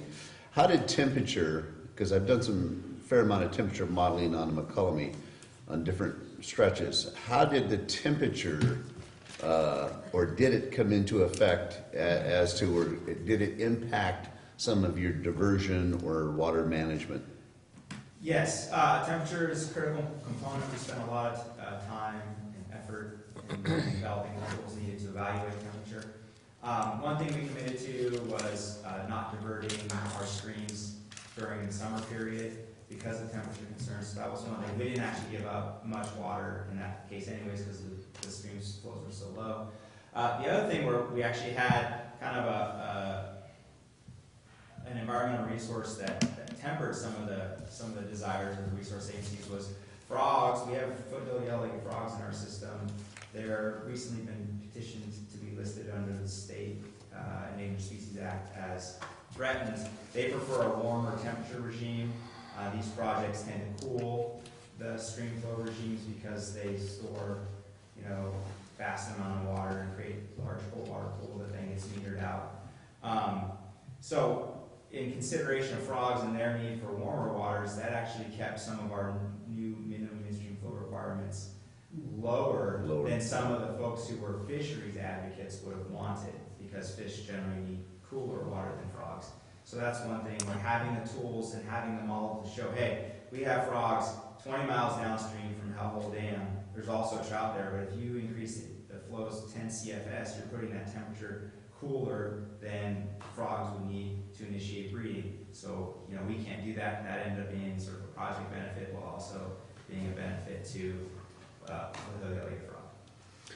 Yeah, but yet I've seen others argue that if we can get more water, it'll be colder, so, oh, no, we're just concerned about the trout, not the frogs, and use that to their advantage, and so it's like, Yeah, but that's, but the that's listing, the push, yeah, I mean, that's, Right. but that's why you wanna have the tools that show, you know, if you do this, then this is that. You know, that much water is really only worth 1 more mile of habitat at suboptimal temperature for frog. Is it really worth the project effect? So that's where you kind of get into the negotiation of, you know, it's the art of the negotiation. yeah. I've seen the time of day when that water's moved through can be really important too, you know? Just maybe you're gonna get there, I'll just ask it though, in regards to the 30-year revenue projections, I mean, how did you know, I mean, how did that come about? Because it would seem to me one of the first things that needs to be done is some sort of economic analysis to see, you know, if your project is still, you know, worth doing. Right. And, I mean, 30 years is a long time to be projecting in the future, you know, with all the, particularly in California, where, you know, you see the direction we're headed with renewables and things of that nature. And, you know, it seems to be pretty darn hard to project what the revenues are gonna be to get the financing. Because, I mean, we're not gonna, this is probably gonna be self-funded. I'm not sure how we're gonna go about doing it, but we're not gonna get anything from our county, you know, nor do we have that kind of relationship. But I mean, when we go out for, you know, for financing, you know, we're gonna have to prove, we're gonna have to have some economic data that's gonna show that this thing has an economic future. Yeah, we, so Ben and I were not experts in the power market when we started this. But we did have a consultant that was an expert in the power market that helped us with some of our pro formas on this. And I mean, the market changed dramatically from 2008 to where we are today. The market's changed dramatically, right? And but you do have, I mean, you have several benefits. You have a carbon-free peaking resource in state. And those 3 things right now, as I look into the resource adequacy market going forward, are probably the 3 most valuable things you can have as the state tries to decarbonize its energy supply. And you figure roughly 40% of our generating capacity on any given day is natural gas-fired peaking units, right? As those things go offline because of carbon emission requirements, you're going to be left with a very valuable peaking resource that doesn't emit carbon. I think it'd be hard-pressed for me to see how that goes away. Now, sure, battery technology in homes, well, sure, right, but, you know, I mean, I think even in the diminished market that we're in now, our project does pretty well, frankly. Now, you have to assess this when you get closer to your time frame, but I would encourage, you know, an energy professional, and there are several good ones around that work in the state that can help advise you on what they think your project's worth, what its strengths are, and it'll help you. I mean, Tom helped us tremendously during the process with our stakeholders about why it's important to not lose flexibility in a hydroelectric generating project. Having an expert in the room with your stakeholders is worthwhile. Excuse me, you said 3, you said carbon-free peaking? And In state. In state. Within the boundary of the state. Just Looking at Randy. The carbon alone That's part good. is See, the he says word. good. Yeah, Randy says good. You know, just. Anyway, I mean, that's all we have for you, but I hate to end on a bad note. Was there a happy side? No, that was it. That was it. Anyway. Well, I really appreciate the presentation. Oh, It was yeah. great, thank you. Yeah, well, thank you, Jeff, for asking this Yeah.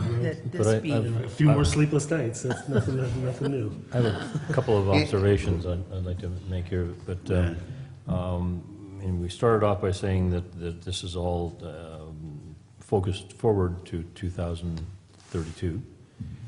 So we have kind of a relatively short period of time to prepare. What I picked up was that this document that you called a PAD has to be in 7 years prior to that. I think it's 5.5 years. 5.5. It's been Okay. years. Yeah. But- We started 2 years before that was due, and so 7.5 years out is when we started. Okay. But Peter, what are you doing this on the weekend? Yeah. Because don't we have to get serious about, starting making a commitment to start some of these studies? That's what, Well, you can't do studies too far in advance of, then they become outdated, but certainly we want to develop Budget for a it. schedule and work backwards, that's the whole point of. but Peter also listed the facilities at New Hogan, so hopefully that's not going to be an $84 million net. That seems like that the downstream. Pretty Yeah, simple. I mean, just, as I mentioned in my memo, there's no one-size-fits-all approach to this. Obviously, this was a very expensive relicensing.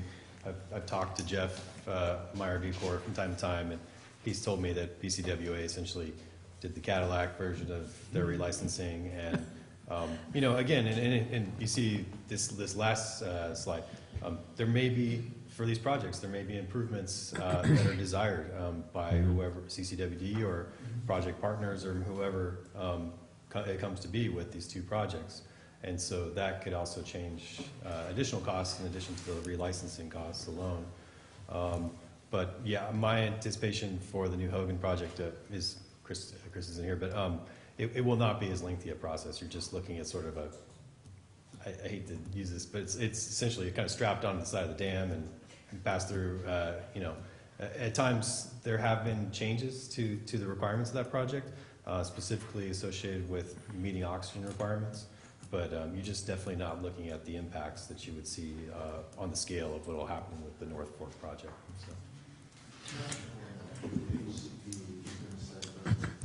Mr. Vice President, just I'd like to say one more I thing. had a few Okay. comments too, or questions, but go ahead. No, I just wanted to say, the commitment from both of you, Andy and Ben, is just,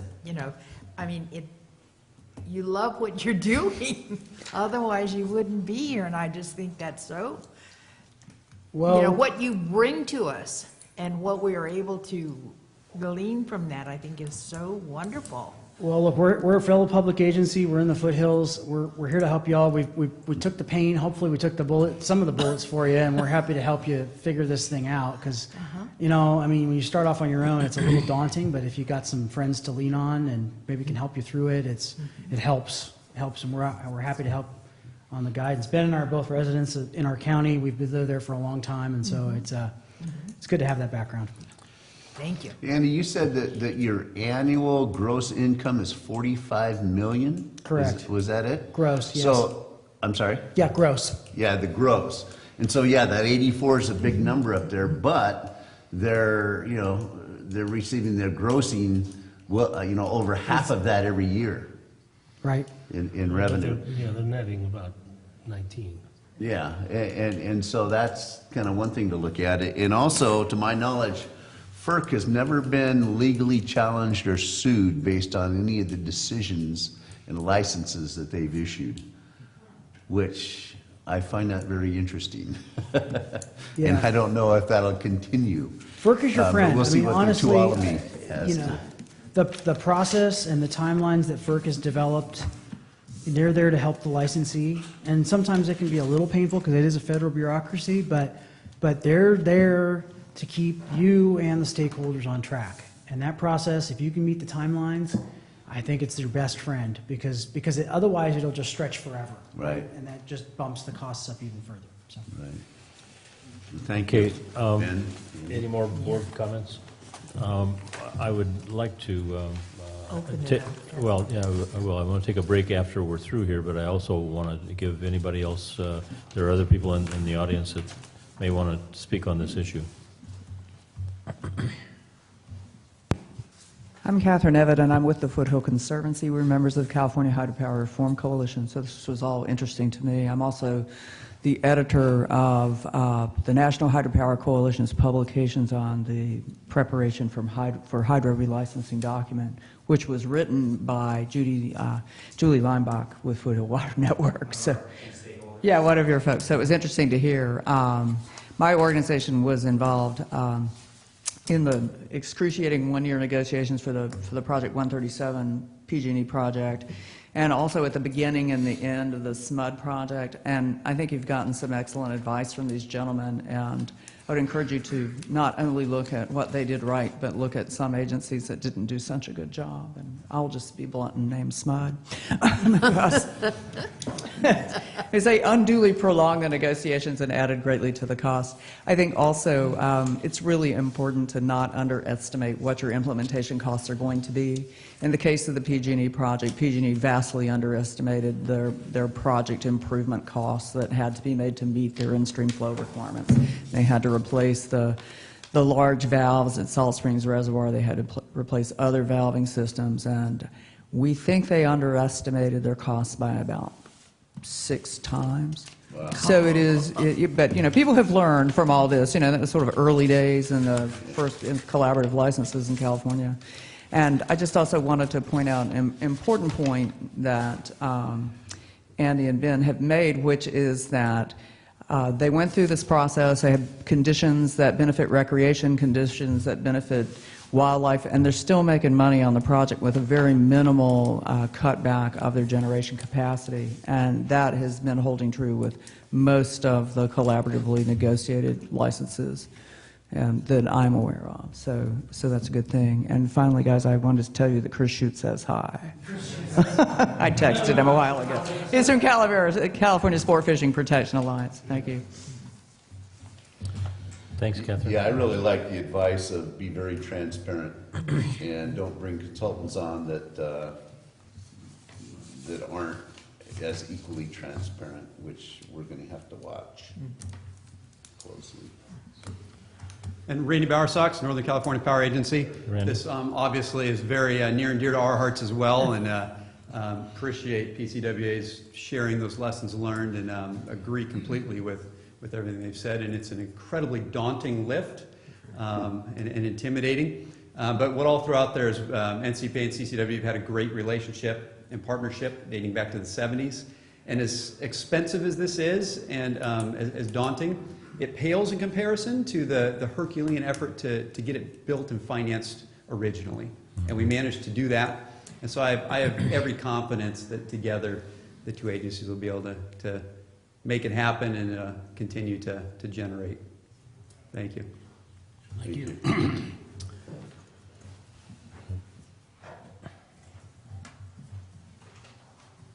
I'd like to know if this is the right time to give public testimony on a wild and scenic river designation for McCollum River. Not yet. Okay. We're going to take a short break, and then Okay, that'll that's be the fine. next thing on the... Yeah, the next topic will. Yeah. The next topic, and it'll be before the next topic. It'll be Next on the agenda.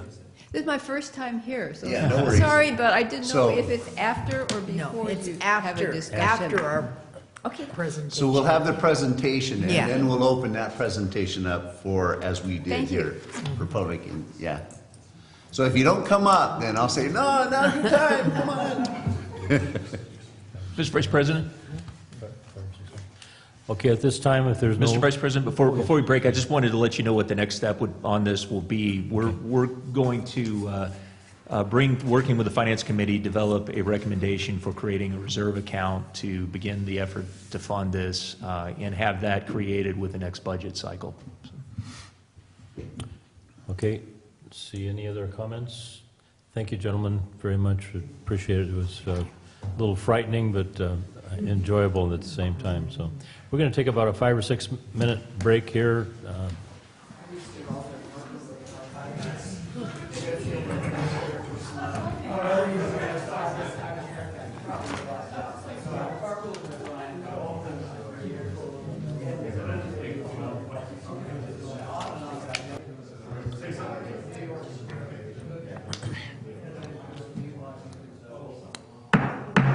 I would like to call the meeting back to order.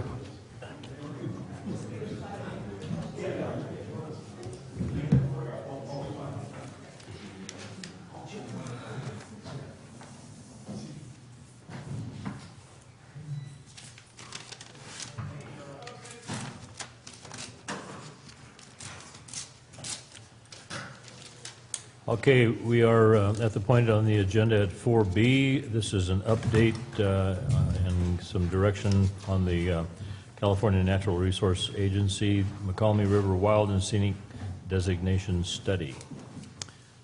Where is, oh, there you are.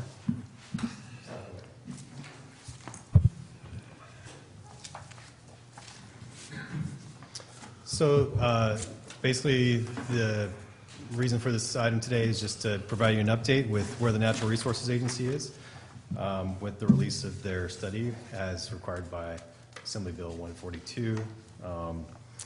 And essentially, that draft of that study has been released now at this point. I provided some kind of excerpts that Dave and I felt were sort of important for your kind of information. It's a very long study. I didn't want to, you know, end up printing out, you know, and killing a bunch of trees as part of this. And so, but yeah, there's quite a bit of information in that study. And essentially, it should be mentioned within that study that we sort of appreciate, you know, Bigelow's leadership on that taking the bill forward. The Natural Resources Agency has worked with us quite extensively, and just, you know, asking for information when it's necessary, and using that information. And I think, from the perspective of staff, this has worked out kind of how it intended, as far as that legislation went. That the Natural Resources Agency would take input from all the water agencies, and that would eventually be, you know, kind of rolled up into a component of their evaluation. So I think, you know, I'd just like to give credit to the board and also CPUD to some extent for the flexibility to fund the studies that we had for the long-term water needs study.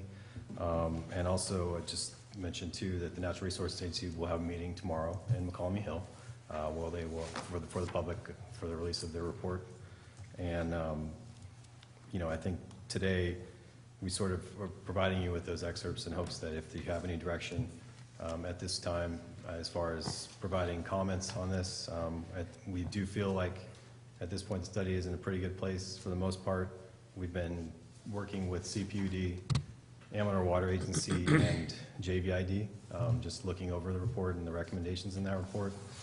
And I think, I don't want to speak out of turn, but I think, you know, the agencies feel that just there might be a few little tweaks that we might submit to strengthen some of the provisions that you have in your packet, the special provisions, and otherwise there's not a ton to technically discuss within that study as far as what our comments would be to the Natural Resources Agency. So I'll let Dave, I'm sure you have a lot to say. You bet, Peter. And really, you know, the primary focus for us has been the special provisions that you see in the recommendation, the alternatives and recommendations of Chapter 7. And really that's, from our perspective, that's what we have, again, focused our attention on, because that gives us, we hope that will give us the comfort to be able to be in a position that we feel that the long-term needs that we need to serve or we have the pathway to do that within a designation. So again, I think as Peter said, I mean, that was, I think as we talked about at the very beginning, there was, you know, from our perspective, it was about trying to be able to preserve the ability to meet the long-term demands, water supply demands. And that did not necessarily have to be mutually exclusive with designation of the river segment as wild and scenic, but instead, if there were a pathway to be able to have that considered and factored in and addressed in a way that, again, would give us comfort that we could continue to meet our obligations, and but designation could happen, that would be a good outcome. And I think that we're very close to that with the 142 report in its draft form. I'll just add that within the group we also have our Water Law Council that are helping us with that. And honestly, I think, you know, I hope that we get to an outcome, and I'm confident that we can, that we will be able to support the recommendation of designation with the inclusion of those special provisions as articulated here, with some fairly modest changes to those. And we'll be submitting the comment letter before the close of the comment deadline by the end of this month. And we don't have the actual comments developed at this point yet, so we're not presenting those to you today, and we're just simply asking for direction that we proceed with that, and we'll report back to you as that happens. The next step would be for the report to be finalized and submitted to the governor, and there would be we expect it to be a legislative effort to follow to implement the recommendation. And the other point that we're going to make in our comments that I think is very important is that we need to, I think it's important there should be regular order on this in the legislature so that we make sure that the end result of the legislation reflects what's in the report, that again, a collaborative, a lot of effort went into this, as we know, and I've got to give the research agency and its staff and the consultants at GEI a lot of credit for really spending a lot of time with us and trying to really understand where we're coming from, and I think they truly want to get to a point where there can be broad support for the recommendation. So with that, the only thing to add is we have a meeting coming up at UMRA, a special meeting a week from Friday to consider the report and whether UMRA itself will be able to submit a comment letter on that. Again, I would think that there's should be some very high level general things that we can agree to in that level, like the just like the regular order on the legislative process, so that the results, all the effort that went into this is not jammed through at the last minute through a budget trailer bill or some process like that may not reflect what was the work that was done. So with that, I'll turn it back to Peter. And yeah, that captures everything. I think it's just that the hopes are that this can be carried forward and we can move forward with the process, in the hopes that it'll go through into legislation with those recommendations and special provisions included. Well, how exactly does that process work? I mean, how are they going to include these in the draft? Currently, it's just a draft. There's examples where say some of these special provisions have sort of been pulled from other water bodies that have wild and scenic designation. For instance, Cache Creek is a good example of one that we kind of looked at extensively, and that those special provisions were carried over into legislation and then ultimately became part of the law. How does it occur? How does a special provision get put into the final draft? you mean in the legislation itself? Yeah. Well, the legislation, ideally, the legislation from our perspective is with the report, the final draft of the report includes, is again at a point where we can be comfortable with it and supportive of it. And then that recommendation with the special provisions, so recommending designation but including the special provisions, is then brought, is taken and put into the bill language itself.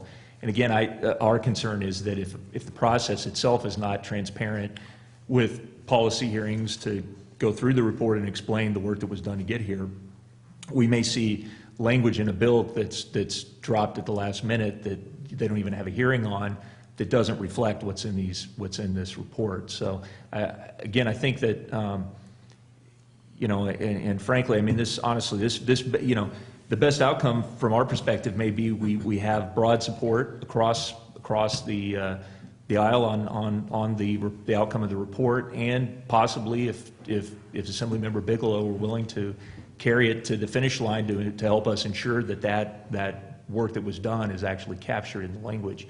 And again, as Peter said, this is there are examples here that have been followed on other river segments that have similar special provisions that are put into the law. So we're not going to be citing back to this report to say, well, we're relying upon that, because again, this is just an advisory report. Instead, we would be saying that's the law of the state of California, and that is something that we can rely upon.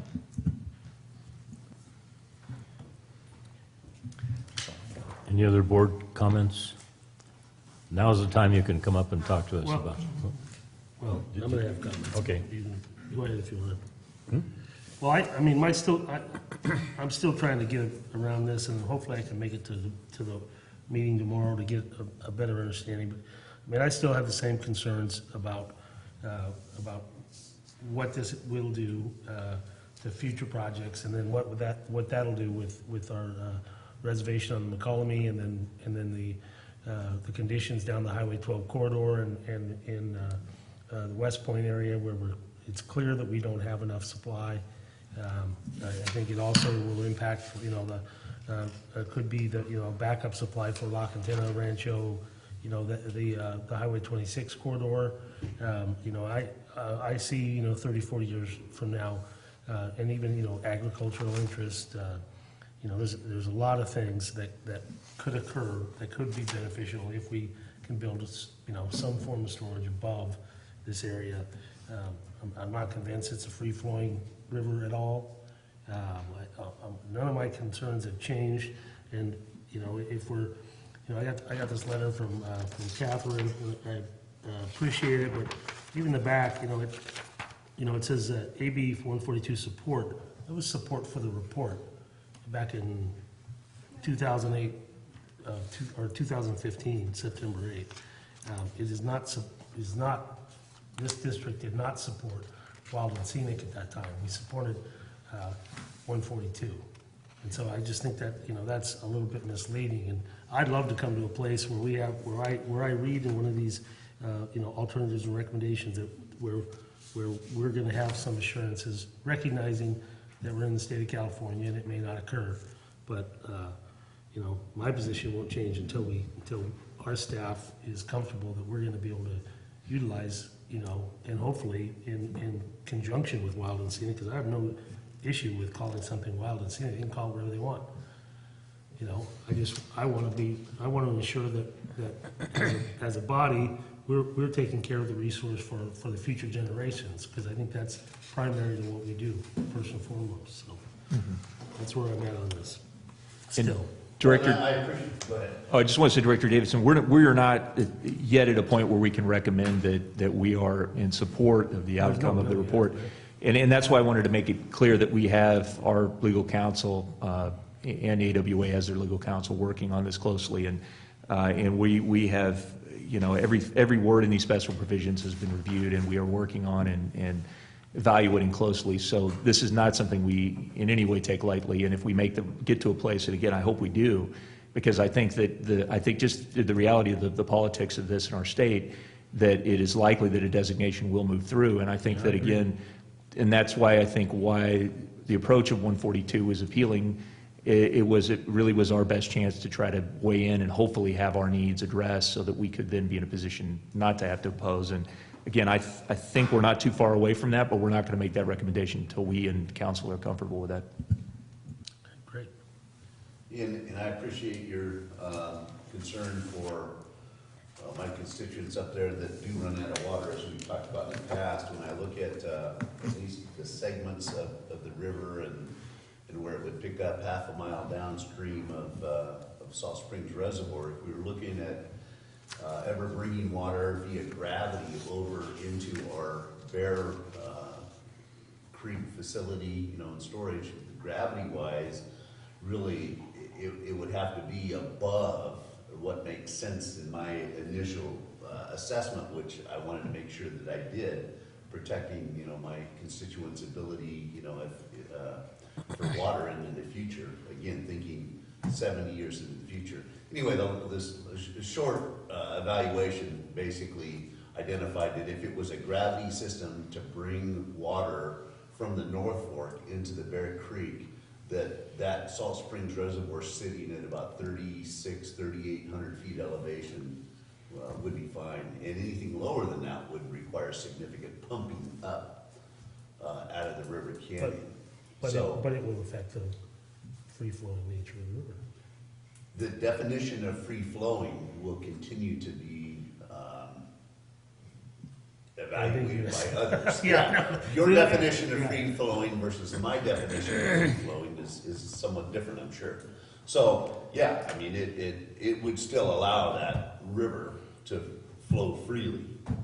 And I feel like, based upon my review, that I'm okay with the Wild and Scenic, that I don't feel as though it impacts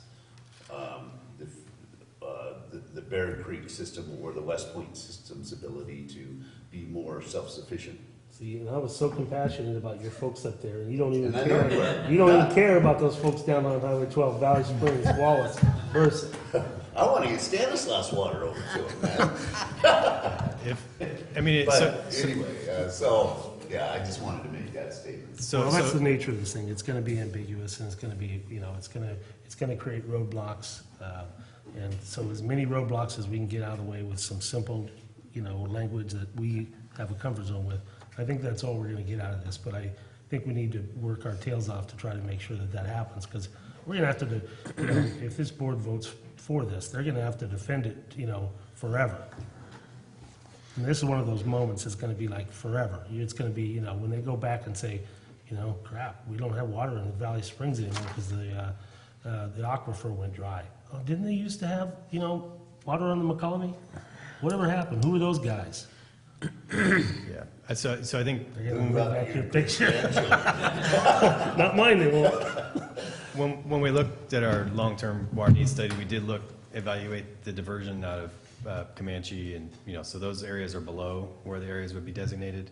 So diversion is not an issue, it's just a matter of, But we don't own it, Comanche. right, exactly. We don't So- own Pardee. Yeah, you just assume, you're under the assumption that East Bay Mud is gonna work out some sort of an agreement. Well, I think that's a long-term. terrible assumption to make. And so, yeah, then you need storage upstream to back that up, probably, so. Yeah, the only way we'll get that storage down below is if we have some storage up there, up above, higher.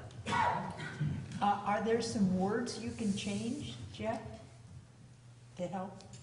Oh, you know, I'm gonna let the We've professionals got, handle this. we've got excellent All my legal words are four representation. And no, I mean, it's really, I mean, you know, at the core, a lot of this does go to water rights and you know, the ability to move forward with projects and interpretation of laws. So that's the appropriate, you know, representation to have on that. And again, they're working on it right now. So. Will there be a good turnout at the meeting tomorrow night? Yeah. Well, I presume. I would expect so, yeah. Sure. Unfortunately, I'm not gonna be able to make that. I'll be in the air heading to Korea in the Winter Olympics. Nice. Oh. Are you, And- as a and competitor? Bob's And- 19. And Miss Wild and Scenic? Oh, A luge, he's gonna be in a luge. Curling is more in my act. I think my that's favorite all sport done. Okay, enough levity here. So, okay. At this point, I'd like to see if there is any public comment on this item.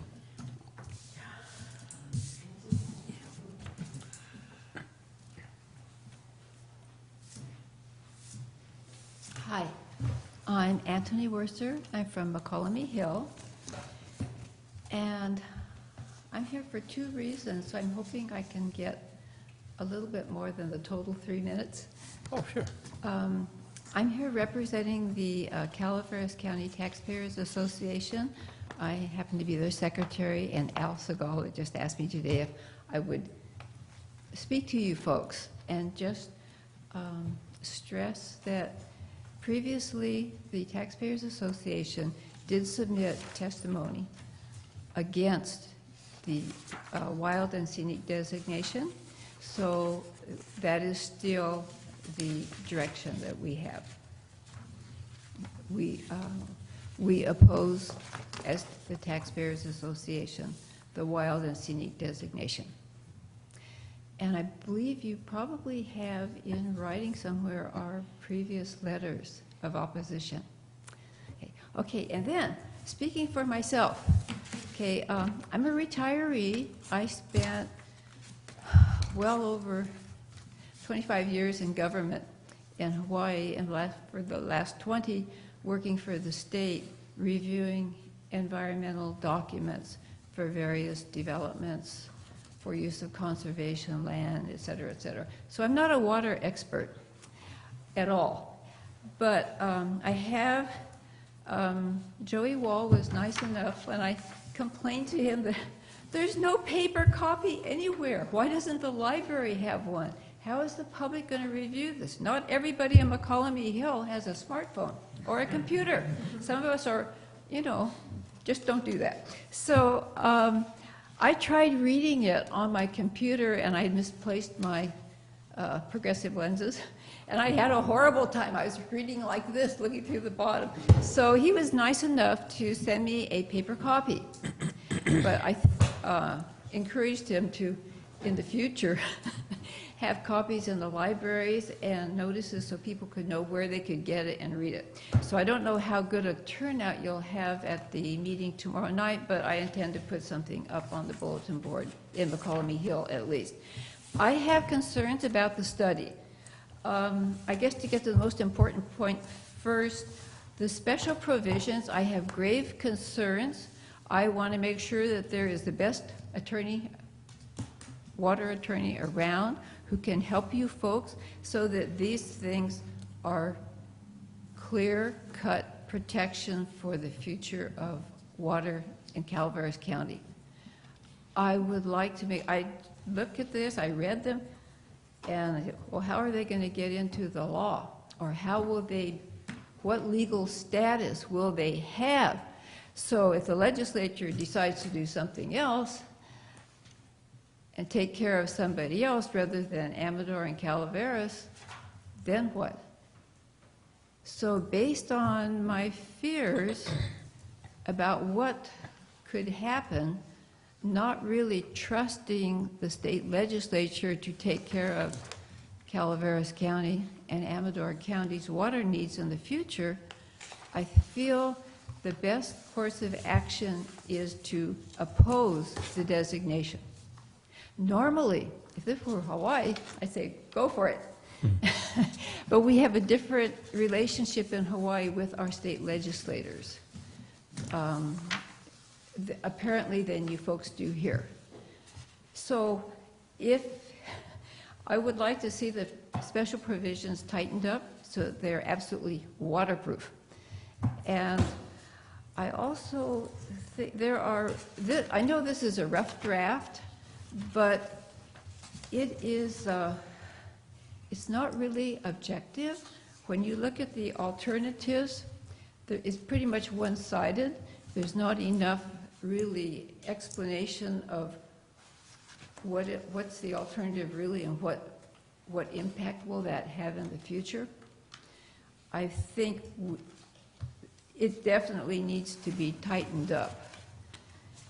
I was quite distressed to see that the baseline water use per person is 3 times the amount for Calaveras County if you're in Amador County.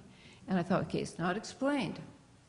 Amador County used their general plan to get the numbers. I don't know what was used for Calaveras County, but I think that we only, or supposedly each person uses only 200-something gallons a day, Amador 700. So it's a little over 3 times the use. So what happens to our future if we have understated the amount of water that each person uses per day for Calaveras County? So I don't want to nitpick on this, but it is troubling to see that in here with no explanation. So the whole document, to me, has many flaws like that, where the logic is not really complete and there's not an objective approach to the material and the problems at hand. So that's really all I have to say. I guess my feeling would be, not knowing really California government, I've only been here 3 years, I retired 3 years ago, but I would say oppose it until the legislature comes up with something that will protect our future water needs. And once they come up and it's actually in the bill, then you could go along with it. Now, naturally, I don't know how you folks work with our elected officials at the state level, so I can't really advise you. I can just say these are my concerns. I don't feel there's adequate protection for our future water needs as the document reads now, and then what happens after this document. How much of it will the provisions that go into the final draft of this also go into the bill? Where's the protection? It's not here. Thank you. Thank you. Thank you. That's a concept. Leave in Hawaii to retire in California. Oh, It's in for grandchildren. got it. They invited me for 2 days straight on Maui. They invited invited me to go to Maui for the weekend. I did, and it was, be closer to the family. Great. Well, I'm Catherine Evatt, Foothill Conservancy. I just want to address some of the things that have been raised. We're really happy that the study was done. We weren't wild about the idea of the study at first because we thought it wasn't necessary, but we think it's compiled a lot of valuable information. And it has answered a lot of the outstanding questions that people have had in the past about wild and scenic designation. One of the most significant things that got written into AB 142 was that the state was required as part of this study to take a look at how water diversion and water rights applications have been handled on existing California wild and scenic rivers, because nobody had the data in one place. We tried to find it for 2 straight years and nobody had it, but now we do. And that's in Appendix E of this report.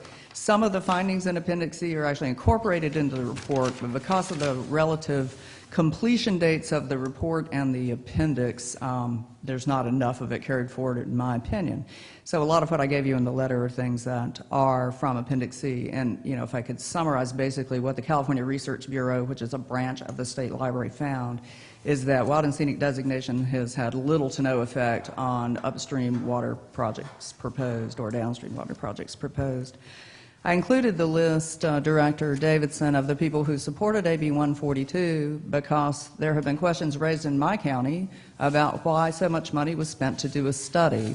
And so we stuck that on all the letters we were sending all the government agencies to show that it was, in fact, the counties and the water agencies who wanted this study done. It's not meant to imply they support wild and scenic designation. Clearly, California Farm Bureau Federation is on this list. It has a standing policy opposed to wild and scenic designation. It's pretty clear what the list is. I think that we all did really well working with Mr. Bigelow's office in 2015 to come up with a bill we could live with. As far as the special provisions that are here, like you, we're still looking at them. They do end up in almost every wild and scenic piece of legislation has some special provisions in it.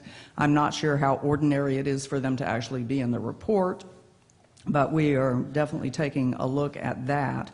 One of the conclusions in the report that we're not happy about is that they did not find wildlife to be an extraordinary value of the North Fork McCullum River. We think that's because they base the analysis of wildlife on some outdated data, so we have provided them with more updated studies, and we'll see what happens with that. I want to say that at yesterday's Amador County Board of Supervisors meeting on this topic, AWA President Art Toy, who has in the past expressed exactly the same kinds of concerns that some of you have had about the ability to build future water projects, said that their agency's taken a look at the special provisions and make sure that they're strong enough, but that they believe there's room for wild and scenic designation and future water projects on the McCullum. I wanted to read to you about the free-flowing condition. That was a big contentious issue in a couple of years. If you go to page 7.3 of the report, in special provision number 2, it says, for purposes of this designation, an adverse effect will be considered to be significant impairment to flows that would otherwise exist independent of the designation. So they're basically saying the flows in the river as they're mandated by the FERC license today are the baseline. If you significantly impair those flows, then that would be contrary to the Wild and Scenic Rivers Act. So it's actually, if this made it into the bill language, you know, then that would be how the free-flowing condition would be evaluated. In terms of executing agreements with East Bay Mud for future water supply, I think that your pessimism is probably not warranted, Director Davidson. East Bay Mud is a different agency these days. They're doing a very favorable cooperative agreement with North San Joaquin Water Agency right now, where they're giving them water, storing water for them in Comanche for a whole lot less water than it was going to cost you to build a new dam.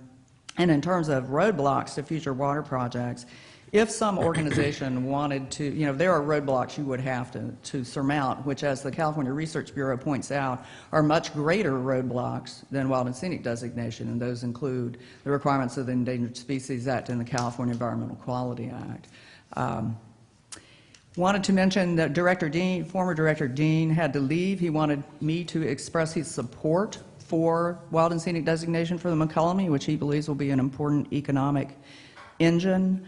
I'd like to point out that in terms of the state somehow taking care of other water agencies with this designation, this would keep outside water agencies who have repeatedly tried to build new dams on the McCullum from doing that. And I realize previous speaker hasn't been here very long, so she doesn't remember the proposals for the low Middlebar Dam, high Middlebar Dam, and the expansion of Pardee Reservoir, all of which were strongly opposed by local residents. I just want to leave you with this comment note from Lisa Bolton, who is Executive Director of the Calaveras Visitors Bureau and Film Commission. And she says, tourism in Calaveras County currently results in excess of $180 million in tourist spending annually, and we know that visitors enjoying our natural environment generate a positive economic impact from their ancillary financial expenditures in the form of overnight stays, gas, food and equipment purchases, as well as restaurant spending.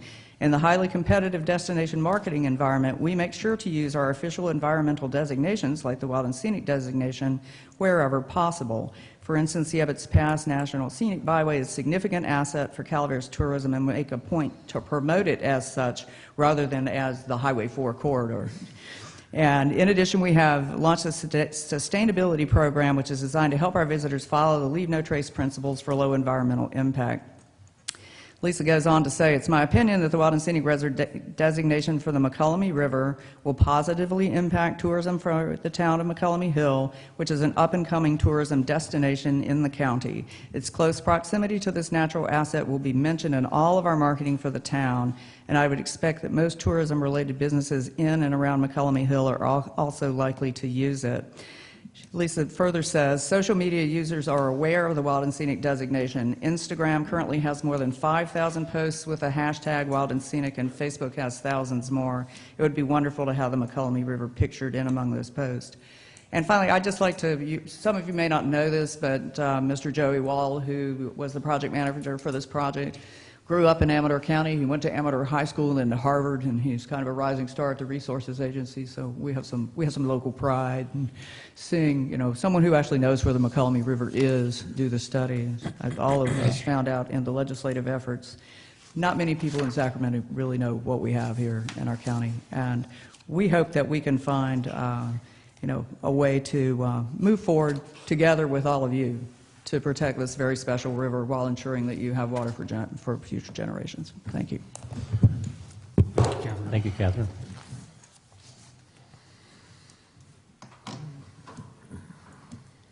Hi, Elaine St. John. I'm in District 4. You all know who I am. So anyway, I'm on the Lake Tulloch Alliance. I'm not speaking for them. I'm also a Fish and Game Commissioner, and I'm not speaking as that either. I'm speaking just as myself. And I actually agree with Director Davidson. I'm extremely worried about... That way. It's okay to agree with me. No, I mean, seriously. This one time she agrees with us. I do. I agree with you because that's what I'm concerned about too. I'm concerned about our water rights. And I'm concerned about the future. And I started this whole thing in 2015, as a matter of fact, when AB 142 came up into the Board of Supervisors. And I had never seen it that packed. I mean, it was an amazing time. It was so packed. Well, maybe now that we're doing the marijuana thing, it's equally packed. But anyway, one of the supervisors from, I believe, Amador County got up and he spoke. And he said that he was against the Wild and Scenic designation because of the rim fire and the consequences of Wild and Scenic. And this is my problem too. You know, you can't do the fire retardant on a Wild and Scenic river. So I would be concerned that, you know, you look at Yosemite and what's happened up there, and I wouldn't want to see that happen. You know, we've had a fire at Moke anyway. So I'm against the Wild and Scenic, and I'm also a little bit leery of us putting this in the hands of Sacramento. Because we worked with Bigelow and he changed it at the end, and we weren't at all happy with the way he changed it. So I know I'm just leery about, you know, us saying that this is something that we would support when in the end it could possibly be changed and we wouldn't be protected that way. So anyway, thanks. Thank you, Elaine. Any other discussion on this? Sure. Couple of things. This is regarding the use of retardant in the River Canyon during the Butte Fire. There were hundreds of thousands of gallons of fire retardant used on the Butte Fire in the McCullough River Canyon. I have gotten that verified not only by the Bureau of Land Management, but by the CAL FIRE incident commander on day one. There are federal prohibitions against using fire retardant too close to water bodies, and that is true whether a river is designated wild and scenic or not, but it did not. All of the firefighting agencies have stated that the fact that the river is eligible for federal wild and scenic river designation did not affect how they fought the fire. But what if it becomes designated? It doesn't affect how they fight the fire. They're going to put the fire out. But it does prohibit logging within... No, it doesn't. It doesn't do that. I'll just like to read to you from the study. It says temporary use of waters from McCullough River reservoirs, forebays or afterbays, which are all excluded from segments being studied for inclusion in the system, would not be of sufficient quantity or duration to adversely affect the free-flowing condition, natural character, or any extraordinary resources of designated segments. Emergency use of McCullough River waters during wildfires will be unaffected with designation, as it was recently during wildfire in the McCullough River watershed. That's not what she talked about. She was talking about retardant. I know that. I'm just giving you what's in the study, and I'm telling you from my firsthand knowledge of talking to people who fought that fire that retardant was used in the watershed. Retardant was also used in the Tuolumne Wild and Scenic watershed, and that is a federally designated wild and scenic river. The prohibitions on retardant use have to do with water quality and fish. They don't have anything to do with wild and scenic designation. Was about taking water out of the river to fight fires. Well, I'm aware of that. So they're different subjects. Well, yeah, but I'm just giving you, the benefit of the fact that I've researched this a lot. What I would urge you to do is, instead of jumping quickly to a political decision here, read the study. We finally got facts. It's based on a lot of analysis. It's not like a CEQA document, so I can understand why somebody might not be happy with it, but I think GEI is a very well-known, well-respected consulting firm. And while the study isn't perfect, we have the opportunity to comment on it now and correct errors, and that's what I would hope everyone would do. Catherine, I just want to comment that I sincerely hope that I, in the end, support this, and I hope that you will support our recommendations. And I can almost assure you that I will support this if your organization and you personally support our recommendations for these special conditions. If the special provisions that you recommend are much stricter than what's in here, I think you're going to run into trouble with environmental groups. These are pretty good special provisions for you. And I would urge you also to look at how the state of California has handled water rights applications and water rights diversions applications on wild and scenic rivers. The conclusion really is that it is not an issue. And it's good to finally have somebody take a look at that data. Mr. Vice Chair, I noticed that on executive summary, the first page, the first sentence below segment E, which I think gets back to what Director Davidson had mentioned, it says existing water uses, water rights, and land uses generally would not be affected by designation except special conditions may apply to timber harvesting within 200 feet of designated segments. And I believe that's what you said, and yet Catherine had said, no, that's not true. No, So, can I clarify that? the challenge here is that statements are a little bit misleading. When we talked about fire retardant and you said water out of, no, we're talking fire retardant. Okay. We did fire retardant. All right, thank you for the advice. But Don't divert everything around because then you lose credibility. Well, thank you, Terry. Just a comment on the timber harvest provisions. There are sections of the California Zeberg-Nedley Forest Practices Act that address what has to happen with the timber harvest plan on a California wild and scenic river. It says there have to be special provisions within 200 feet to protect the water quality and the extraordinary values of the river. It does not say you cannot harvest timber on a wild and scenic river, and they leave it up to CAL FIRE and the registered professional forester to figure out what those special provisions are. One timber harvest we're aware of that SPI did on the North Fork American River, they were taking out very old growth trees right on the river, and the special provision was to take every other tree instead of every tree. So it doesn't prohibit timber harvest. Well, yeah, and I understand that, and that's the issue, is the sort of ambiguity. The other thing is, you mentioned about no significant impacts to free-flowing condition. Who's going to define significant? A court of law will define significant. Well, so those are the challenges. Yeah, there's a lot of ambiguity and a lot of opportunity for attorneys to make a good living. Well, and just another point that I'd like to make is, I'm not even bringing up the, private property rights. I'll let the people that own property on the McCollum bring that up, because a lot of times, just because something can happen doesn't mean that, a 75-year-old rancher guy has the wherewithal or the means to fight the state of California or the federal government to do what needs to be done there. And I think the lack of the ability to, everything we're talking about now is changing forest management, but I think Wild and Scenic is going to have one area which is going to be 200 feet from the river that's not going to change. We're going to change the rest of the forest. We'll try to, but the Wild and Scenic is going to cause it, doesn't. But I'll let other people deal. I'm just trying to deal with, my concern is with the people in West Point and down the Highway 12 and 26 corridor. In 70 years, are we going to have water for them? And did we at least stand up for them? And again, I'd love to, in the end, support this. And it doesn't matter to me. I guess it's a simple thing that I want. I want to be able to develop water on the McCollum for future generations. That's it. I think that's what most of us here are concerned about as well. Okay, I'd like to move on. Anybody? Final comment. Final. For real. I don't know if anybody read the Calaveras Enterprise article about this. What a joke. What an absolute joke that they would quote Darren Spellman from 10 years ago? They didn't, did they call anybody from this board? Did they contact our staff before they wrote that? That wouldn't sell a paper if they had. What the hell does Darren Spellman have to do about it? Oh my Lord, it's terrible. They did contact Joel, but at the time, we hadn't been before you guys, so it just says that we didn't take a position yet, so.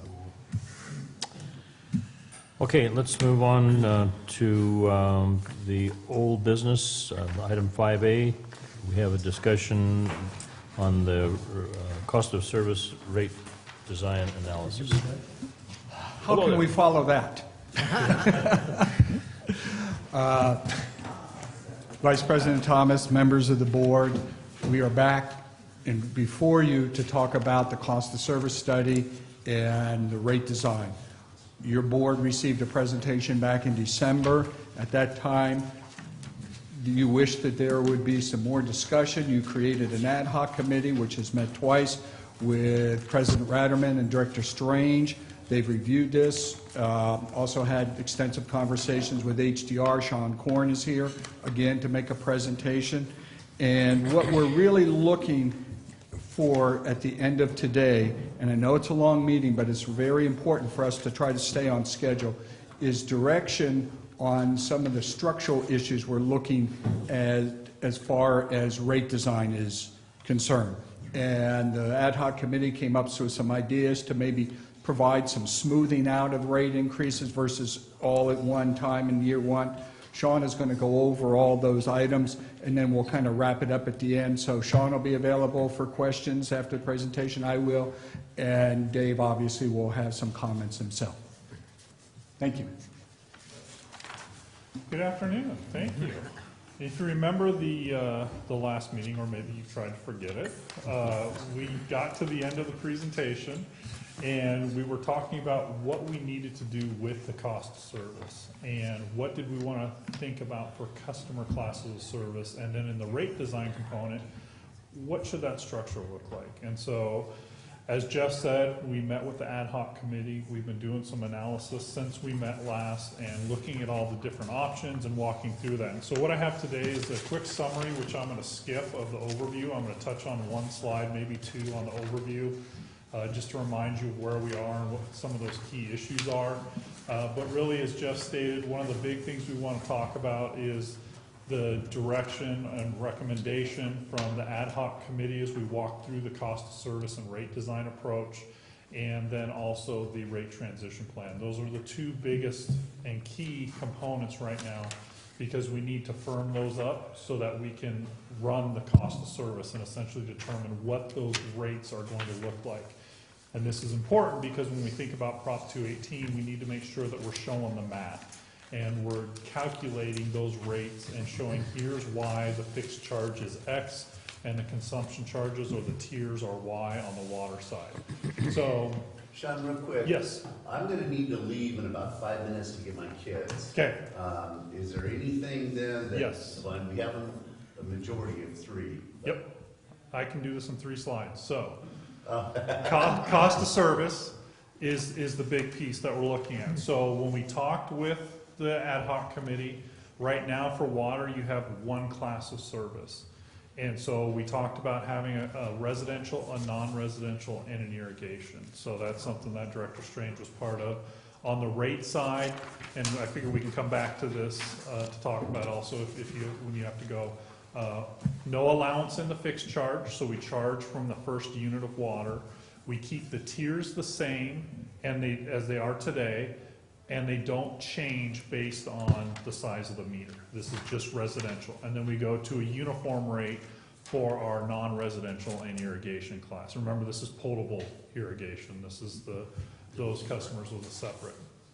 On the sewer side, we have 2 classes, residential, non-residential. It's essentially what you have today.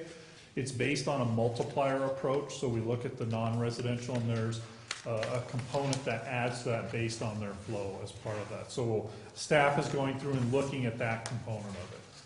So we have 3 scenarios that we developed. The 1-year catch-up, this is what we all looked at before. A 2-year catch-up where we're transitioning in over 2 years, and then a phased or a transitioned approach, which is equal adjustments over the next 5-year period. So I'm going to cut to the chase real quick, and then so for Director Strange here, and go to my final slide here almost, and then I'll come back and walk through these. So what we looked at, this is for the 1-year catch-up. And so on the top part here, we have our assumed rate under the 1-year catch-up of $117.12 for water, $189 for sewer, for a total bill of $306. In total, that is a 7.2% increase from where we are today. That current average bill is $285.88. So we've got about roughly a $20 change under the 1-year catch-up component. If we go to, sorry, I'm using too many clickers here. If we go to the next 2-year catch-up, you can see that bill goes down to $298. This is where we're phasing it in over 2 years, and that's primarily on the sewer side of things, where we're doing this phasing. Water stays relatively the same across all boards. So that one is approximately, I need my numbers because I'm not going to try and do math on the fly. Sorry.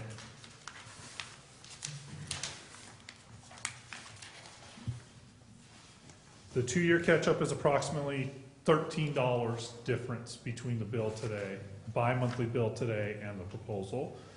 And then the flat approach, and what this is we have roughly for water 1.5% going across, and roughly 4.5 for sewer. That change would be from $285 to $294, or $8.81. So you can see the impact that has when we phase. Now, the downside to the phasing is, remember, we're starting off with a deficiency in sewer that we have to repay. So about $700 and some thousand that we're going to borrow from water, that we borrowed from water that we're repaying. If we go with option 2, then we're borrowing about $950,000 from water. And if we go for option 3, we're borrowing about $1.7, $1.8 million from water. So sewer would have to, that's the flattening out of that sewer bill over that time frame. And so that's the big discussion on the phasing. So I'll stop here and see if there's comments and questions. Yeah, I'll buy another 4 or 5 minutes to stay here. So what do you, so you're asking for which one? So I'm going to back up real quick, and I'll show you the details here. I know I just did that whole thing in 3 minutes. So. Sorry, I apologize. But you are going to get invited back. I get a gold star this time. So the 1 year catch up, this is our original plan. It's 3.1, 1.0, 1.5, 1.5, 1.5. That, just to be clear, that was HDR's original plan, that was not our plan, staff's or board's. This would be if we tried to address it all in 1 year, and that's all. And the alternative is, with smoothing, really, the idea is, let's try to address the underlying problem, not in one single year at the very beginning, but instead use the 5 years of the plan to do that. So that when we get done, we've addressed it, we haven't kicked the can, we're on solid financial footing, but we've also dealt with it in a way that tries to reduce the impacts to our customers as much as we can. And I wouldn't say it was our recommended plan, it was how the numbers fell out at this point. So. But your last statement said that it would be hitting our water by how much? So we would be borrowing, if you go from a 1 year to a 2 year, and really probably the better one to look at is slide 15. This was that, let's do it all today. And it's 9.9 followed by 2.3s. That's, we get sewer up to speed right away. We still have the $760,000 that we have to repay to water, but that would get us to cover our costs in year one and then continue with our inflationary impacts. Option 2 is a 2 year catch up. Right. So then we go from the 9.9 to the 6.3, the 6.4 and 2s. That would borrow about $950,000, so another $200,000 roughly on top of where we are today. And then option 3 on page 17 is where we do smooth, 4.1% in each year, but we essentially double or almost triple what our original is, where we're going to borrow about 1.8 from water. So that's the downside to the transitioning, and you also lose that cumulative effect where we increase rates in the beginning. Those compound over time as you add rate adjustments. So when we start spreading it out, then that starts impacting what that overall rate level looks like. So as an example, right now, it's $172.32 for residential. Then you can see how that would work on slide 20 under each of these 3 scenarios. And so we would have, for the one time, we get where we need to be, we end at $206 for residential. The 2 year or catch up, we end up at $206. Not a big difference there. That doesn't change significantly, and I will say, these are estimated numbers because we haven't finalized the cost of service yet. And I need to work with Jeff to make sure we have the timing of the debt the way it would occur as part of this. But that's rough numbers about where we'd end up, and you can see as you spread it out, it's another $3 a month. But again, you have that additional debt that you're repaying back to water as part of that. Sean? So for all of these, we're looking at an increase every year for 5 years. Correct. Right. Yeah, we don't get to just, catch up. The idea of catching up isn't necessarily to stop rate increases.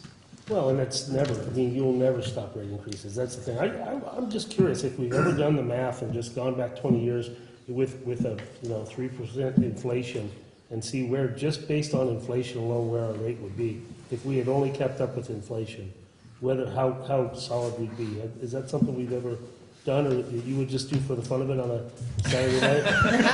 Unlike Peter, I have my weekends that I enjoy. But I intuitively, yes. That's going to If change. you keep, pardon me? That's going to change. Intuitively, yes. If you do a CPI over time, we'd probably be at the same place. It'd be an interesting thing to see. Yeah, and I will say, if you look at the most recent AWWA surveys, rate surveys that they do for water and sewer, I can't remember how far back this goes now, but the last 5 surveys, which covers 10 years roughly, utility rate increases have outstripped inflation. That's been over the last 10 years. And that's simply a function of our infrastructure is starting to deteriorate. Well, we have to do more. I mean, Absolutely. monitoring and testing, I mean, everything, there's definitely more work to be Yes. done. That didn't stay stagnant, No, you know. no, absolutely not. I'd like to interject here because I think you've grasped the nature of where we are, and I'd like to go back to the current water rates. Because sewer, I think it's a matter of finding out what scenario you want. The numbers are the numbers.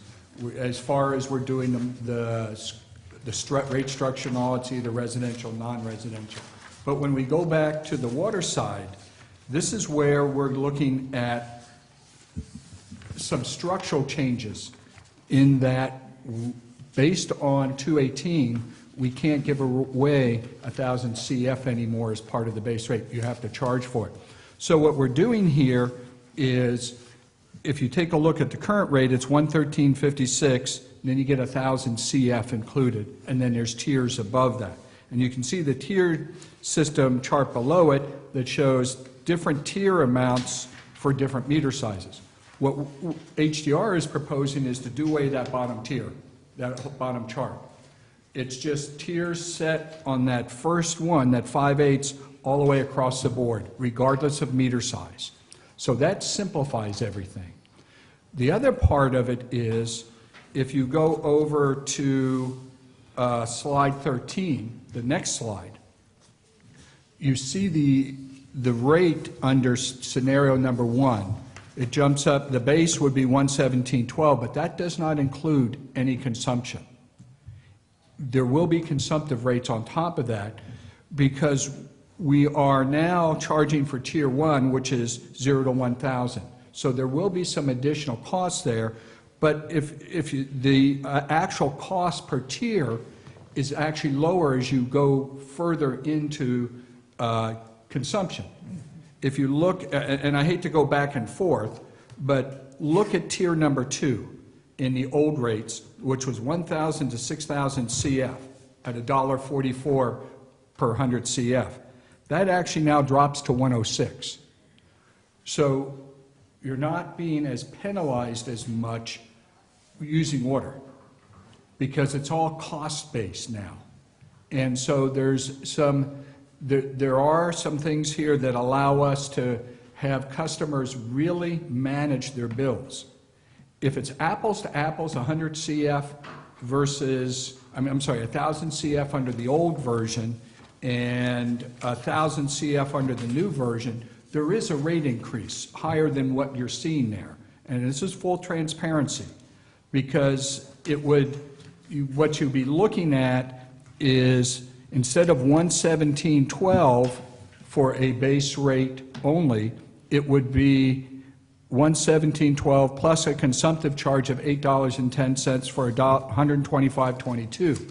But not all our customers use 1,000 CF. Significantly, a number of them use less, and those are the ones we've been hearing from that say, why am I getting charged for all this when I don't use it? This type of rate structure, where you don't get anything within the base rate, really comes down to the customer can manage their own bill based on consumption. And if you actually, some of our retirees and smaller households, they may use 500 CF a billing period. And in that case, their rate drops down to 405 in consumptive, and you're only looking at 121.17. So it really gives us an opportunity for the ratepayers to manage their bills. But for those who have larger properties and use a lot, we're not penalizing them either. Actually, they can see a little, not as much of an increase in these rate models. And a big part of that is you have a significant proportion of your usage in that first tier or the current first tier, the 0 to 1,000. Yeah, and that's what drives that down. Yeah, because that was gonna be my question, you got rid of all of these different pipe sizes, and I was gonna ask you, how many customers are we talking about with the? It simplifies when you eliminate all the different usage categories for all the different meter sizes, it really simplifies the process. Somebody knows, regardless of meter size, if I use 1,000 CF, this is what I get charged. No, I understand that, but I wanted to know how many people you were going to be impacting by cutting it out and just having the 5/8. Actually, if you look at it, we have out of the approximately 13,000 customers, I'd say there are less than 200 that have meter sizes above 5/8. Yeah. That's, yeah. Yeah. And a handful of those, as you look at that meter charge, you know, if you have a 2-inch, you get the first 8,000 within that fixed charge. And there's customers that may not, at times, even use 8,000 with that meter size. It just depends on why they have that meter size. So that's a piece of that puzzle as well, is now we're capturing that cost as well. Those are primarily your non-residential and your irrigation customers. And now they would be paying, on page 13, it would be a uniform rate, the same for the first unit as the last unit, of $1.73, which falls between tier 3 and 4. And again, these numbers are gonna change a little bit as we get final direction, because that transition plan, whether it's a 9% or a 2% or a 4%, that changes all these numbers as well. We have to tie that all together. But that's the other change in this, is they're not gonna have that ratcheted charge or that increasing block rate where they are paying these as well for that higher usage. And so that impacts them as well. Going down the road, we're going to be, looking for customers wherever we can find them. Would you think that we would have a bigger, a larger number in this category of the non-residential, If I look at the proportionality of meter sizes, and I just mentioned less than 200 or over 5/8 inch, we only have 4, maybe 5 meters of 2 inches or greater. And the 2 4-inches are Blue Lake Springs. Most of our non-residential are in the area of 1 inch to 1.5. Most of them are down to 1 inch. So you're going to see, if you get businesses that require a large amount of water consumption, you may see it in the 1.5 inch range. Again, most of our usage is in that 5/8 residential. That's 94% of our customers, and even the commercial are 1 inch or less. There's very few greater than that. Okay, my question was, however, going down the road, are we going to be seeing more agricultural? That's a completely different, the ag rate's a completely different. Yeah, rate. because remember, this is potable water. Oh, okay. This is not raw water. I mean, that's a question really of Commercial economic development, I guess, as well. And, certainly the signs are the economy is improving, and hopefully we would see more in the way of the commercial type customers come in. But I don't know if, as far as a percentage of our total customers, that's probably not going to be much different even in time. Because what did I hear just last week? We at one time had 59,000, and in Calaveras County, we're down to 44,000. When I came, Population. right, when I came on board in 2008, the population was about 47,000, and it dropped during the recession. It's slowly starting to climb back up. But I think Dave is correct. You're going to see a combination of residential and commercial, but most of the commercials are not going to be large water users. Unless you get a hospital or something along those lines, then you may see it. But they're going to be the outliers. So I don't think there's going to be any significant changes in the next 5 years. I mean, it'll limp along like it has, maybe 2%. They won't even have the general plan finished for. No.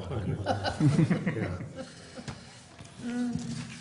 Can't be any growth without that. Well, so what's our timeframe, and what are you looking for a recommendation? So, what we're looking for today really has to do with back on slide 6.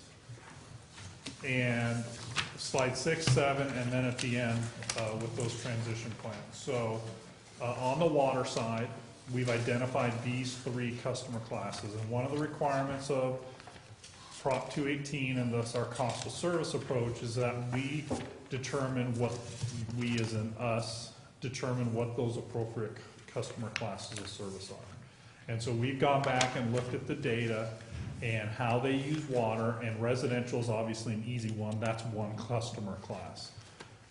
Irrigation or landscape, again potable irrigation, is another class. They use water completely different than anybody else. It's off in the low season, it's up way high in the high season, so it's an easy differentiation between those.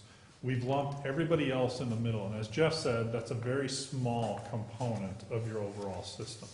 And that's one of the reasons. The other reason is because they're all somewhat similar in how they use the system. They're fairly constant in their water use. So think of a restaurant or a business, they use about the same amount of water every day. So when we look at this for Prop 218 and cost of service, these are the 3 basic classes that we would recommend and that you could take forward. And so we went through this with President Ratterman and Director Strange on what those different pieces could be. We talked about multifamily. Is there a reason to pull those out? They don't look that different than any other non-residential because typically they're going to have some sort of separate irrigation or raw water or something else that they will be irrigating with as part of that. And so that's where we came back to these classes of service. Just out of curiosity on multifamily, are we gonna, do we currently require that they have a non-residential or a landscape meter in addition, or do we allow, like, say a 20-unit apartment comes in, Like, yeah. can they be on one, or do we make them get the irrigation meter?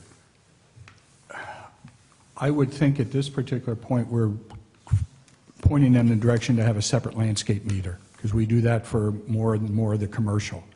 But, yes. However, we have not done any building. Well, but I think Director Davidson's question is moving forward. Would we separate that out? And I would say yes.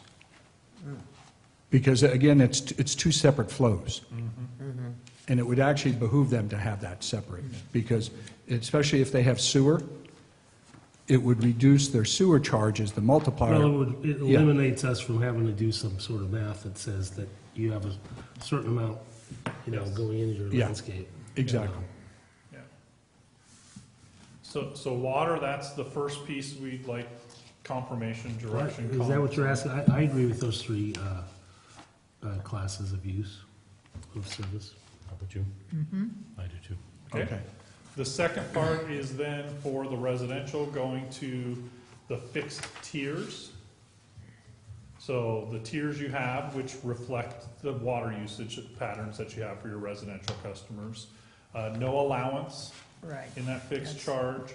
And then eliminate the variable component. So those are set thresholds, 0 to 1,000, et cetera, and we keep those that way as part of that.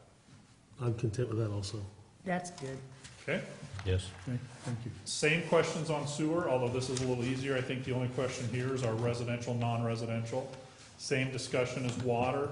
We just don't have the outdoor irrigation meter, so it's simplified into 2 customer groups. And this really reflects what you have in place today. We're not proposing any changes on the structure. We're keeping that the same, and as I said, staff is looking at those multipliers to make sure that those make sense, so the math's correct on what we're charging all those different customers. That makes sense? Seeing nods? Okay. Yes. So, the last piece is what transition plan would you prefer? And this is important because this ultimately sets those rates. As I said, if we're looking at a 3.1% in 18-19 for water versus a 1.7, that changes the rates that we have to come down to because that's going to change that amount.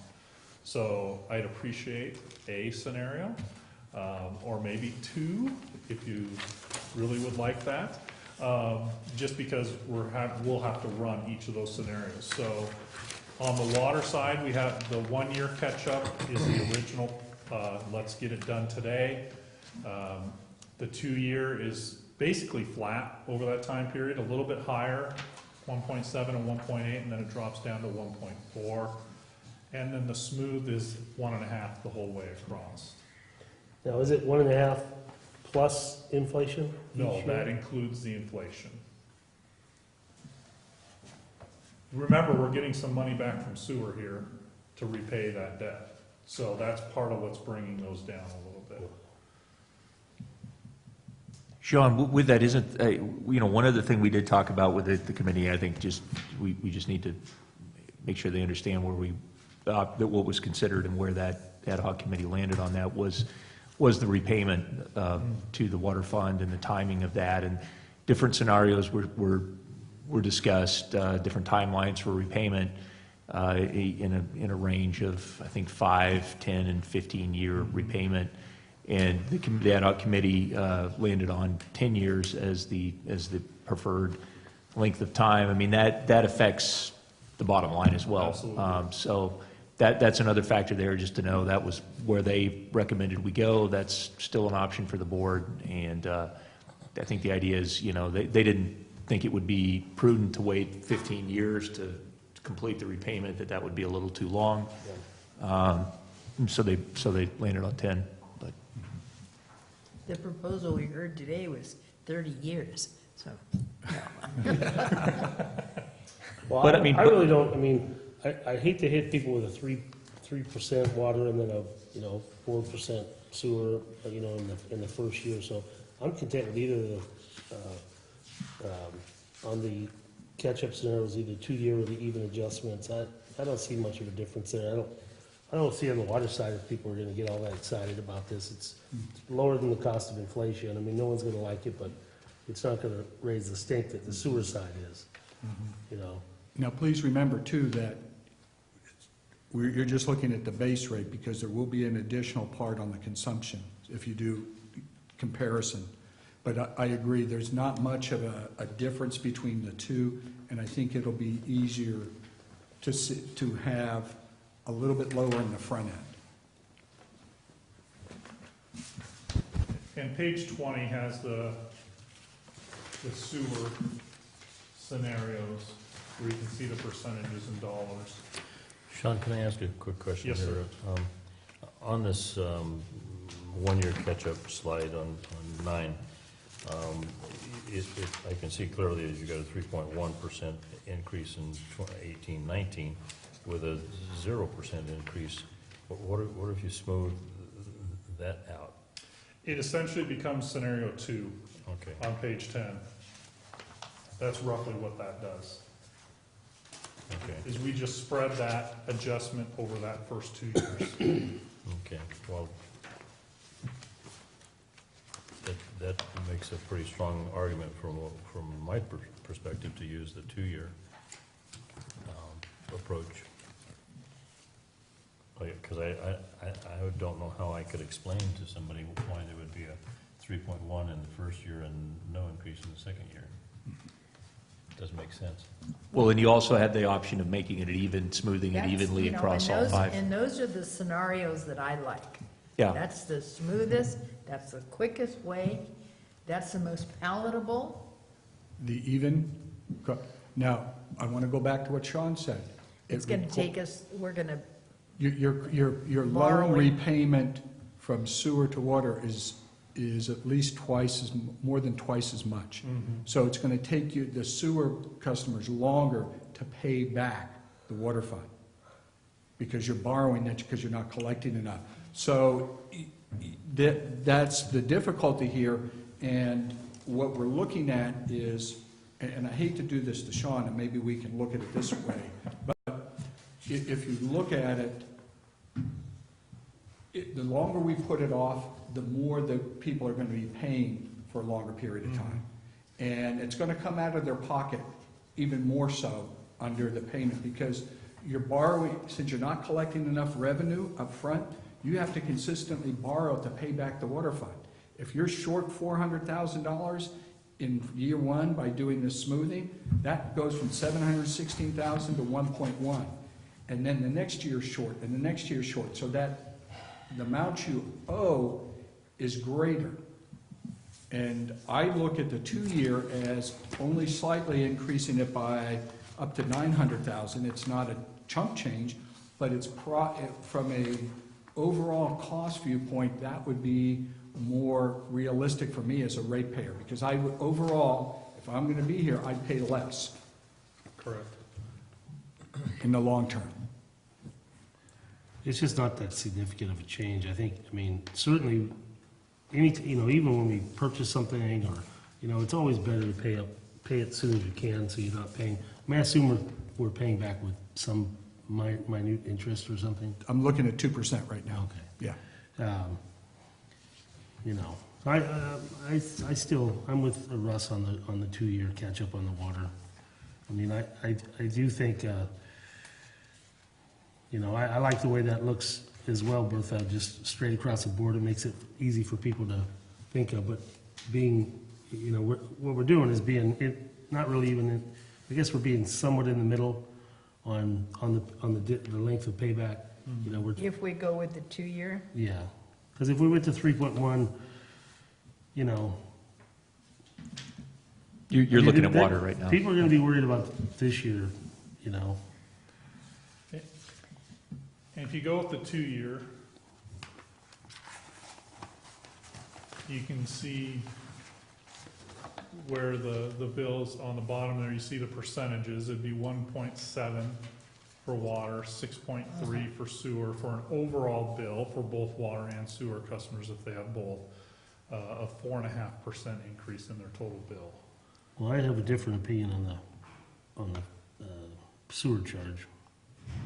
So the numbers here don't work. I should have said that up front. I apologize. You can't pick option 2 for water and option 3 for sewer. We can try that and come back with what those numbers would be, but for these numbers, the math doesn't work right now if we do that. This assumes that 1 stays with 1, 2 stays with 2, and 3 stays with 3. One thing that Joel and I have heard in the outreach is, again, that people strongly prefer a sustained increases, but more modest increases, as opposed to a larger jump to try to address a problem from the past. So, that's why, from my perspective, I thought the idea of having a more even increase over time was responsive to that. It's not, there are costs associated with that. I mean, clearly there's a cost if you do it on the sewer side. But on the other hand, I still think, bottom line, the goal here is to correct the problem within 5 years, and I think that's accomplished. So, Well, I will say that if, knowing that, because, the sewer is a significant hit. Right. There's a handful of people that talk about their water bills, but for the most part, it's people that live in Gold Creek and La Cantera that are the ones that are getting hit. And they're not all, uber wealthy people or anything like that. I mean, so I would probably refer down to, I would rather see us go with a more even scenario. I mean, no matter how you look at it, we're looking at a Almost 20.5% increase. That's what's gonna be in the paper. Doesn't really matter when it occurs, That's what people are gonna talk about. Right. That's what, that's what the letters are gonna say when they, It's 20.5%. Yeah. That, Well, but that's in my- that's additive, it's cumulative. So you have to do. Yeah, Oh, oh, yeah. yeah, oh, yeah. So it's a little higher than Yeah, that. no, it's way up, Yeah. right. So, No, it's quite a bit higher. It's only money. Well, I'll change my scenario to go down to the tier, the third one. If it takes, I agree, the main thing is that we address it. Not that it happens overnight. We didn't get here overnight, so Yeah. as long as we address it. and are you comfortable with a 10-year payback on the, I am, on yeah. the I don't think we have any Wonderful. significant, the water side will likely grow a little faster than the sewer side. Or they might grow evenly now because it is, most of the new development that'll occur will be in newer subdivisions, so they'll probably grow together. So it isn't likely that they'll fall behind, And to further follow up on what Dave said, when we looked at the scenarios as far as a sewer payback, 10 years The difference between 10 years and 15 years is only about 80 cents per billing period, 40 cents a month. So paying it back quicker obviously saves money because you're paying less than interest. So that's where we settled, that's where both Scott and Terry settled on the 10-year repayment plan.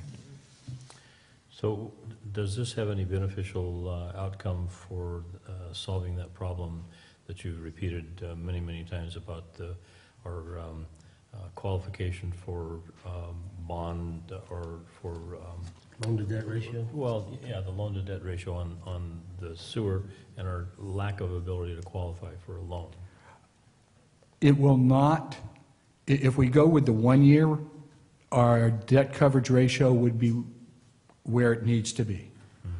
If we, with this 2 year or smoothing, it will take a couple years, but it also shows the state that we have a plan in place to get there, and that counts just as much. And the board's willingness to adjust the rates, which also counts in that discussion. Yes. Okay. So you like the 2 or 3? Even. Even? Okay, or scenario 3. I think I'm... 23. I'm outvoted here, so I'll go along with it. Okay. So we will come back with those customer classes of service, the final cost of service results. So when we come, when I'm back and we talk about what these numbers would look like, the current rate versus the proposed rate on sewer and the same on water, we'll have the final numbers under these scenarios that we would then provide to you and show you the bill impacts. Here's the impact it would have to typical customers in each of these customer groups and what that would look like. And we plan on being back on the 28th. Correct. So we want to keep this process moving. Yeah, And now that we know that Sean can give real short, concise PowerPoints, You didn't know you were so fast, huh, John? I was told a long time ago by Mr. Gould, who you've all met, who was told by Mr. David LaFrance at AWWA, always be ready to do your slideshow in 3 slides. So if you can't do it, then you need to have 3 summary slides. Always be closing. Yeah. I like that.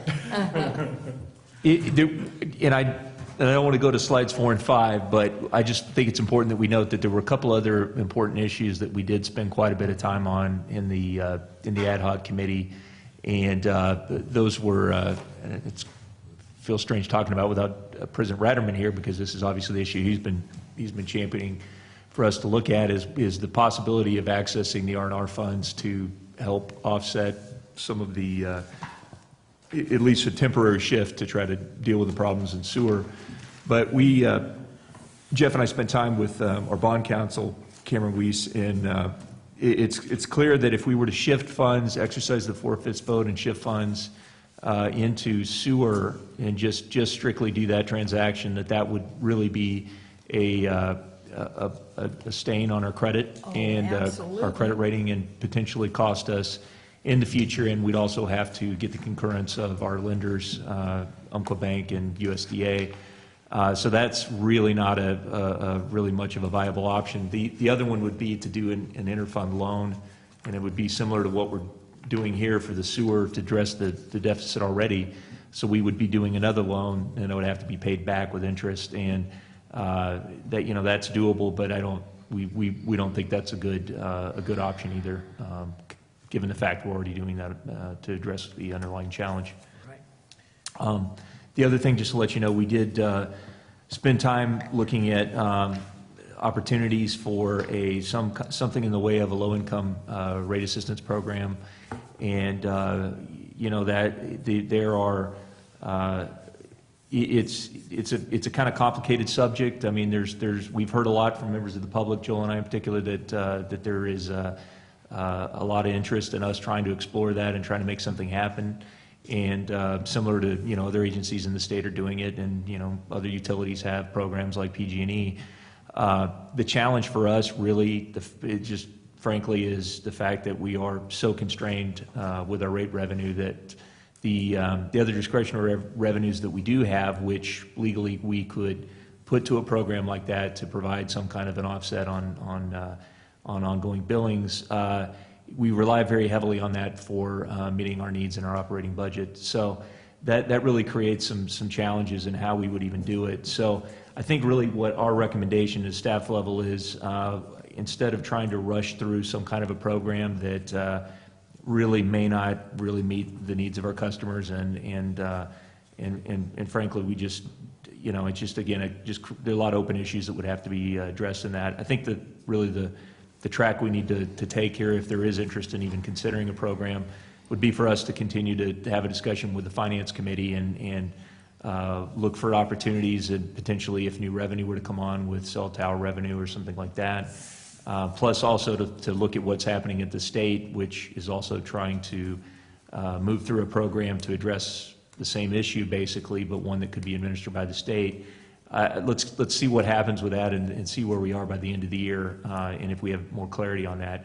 But and potentially as well other options that we may have to try to provide help meet the needs of our lower income customers, and there's some other options we may have. And so I don't want to lose sight of that issue. It matters, but I think that's one we need to spend more time on and really possibly look to make something happen next year.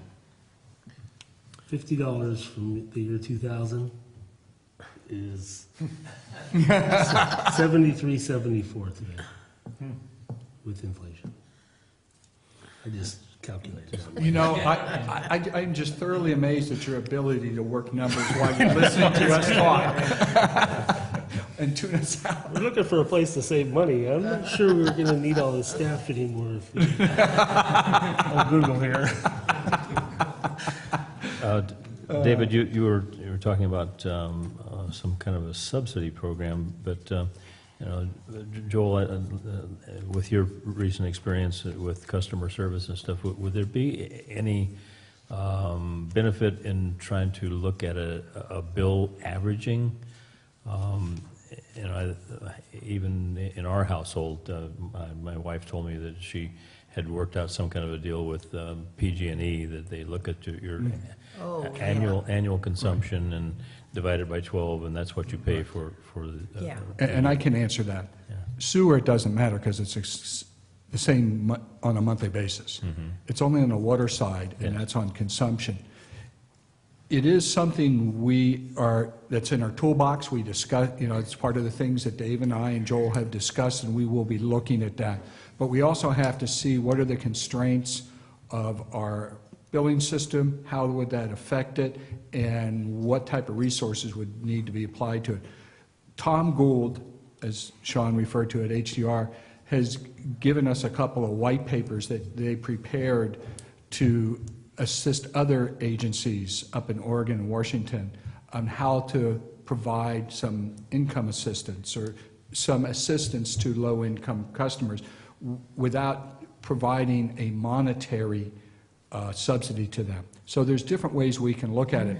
And Joel and I had this conversation yesterday, is that one of the biggest things we are doing is the way we are going to be structuring our base rate with no water allocated to it, because instead of paying for 1,000 CF that you may only use half of that, you have the ability to keep your bill down. So there's a number of toolboxes David mentioned, tools in the toolbox that we're going to be coming back to. And I think what we're looking at is prepare a plan that's defensible, because the last thing we want to have happen is somebody challenge our rates under Prop 218, because everything's got to be cost-based. And if knowing what Amador Water just went through with their drought rate, that their lawsuit and everything else, the amount of money they spend defending that, I'd rather make sure that we don't put ourselves at risk, and especially if the state's looking at being able to maybe put a measure on the ballot to amend 218 to allow these types of subsidies. I think there's just so much uncertainty at this point.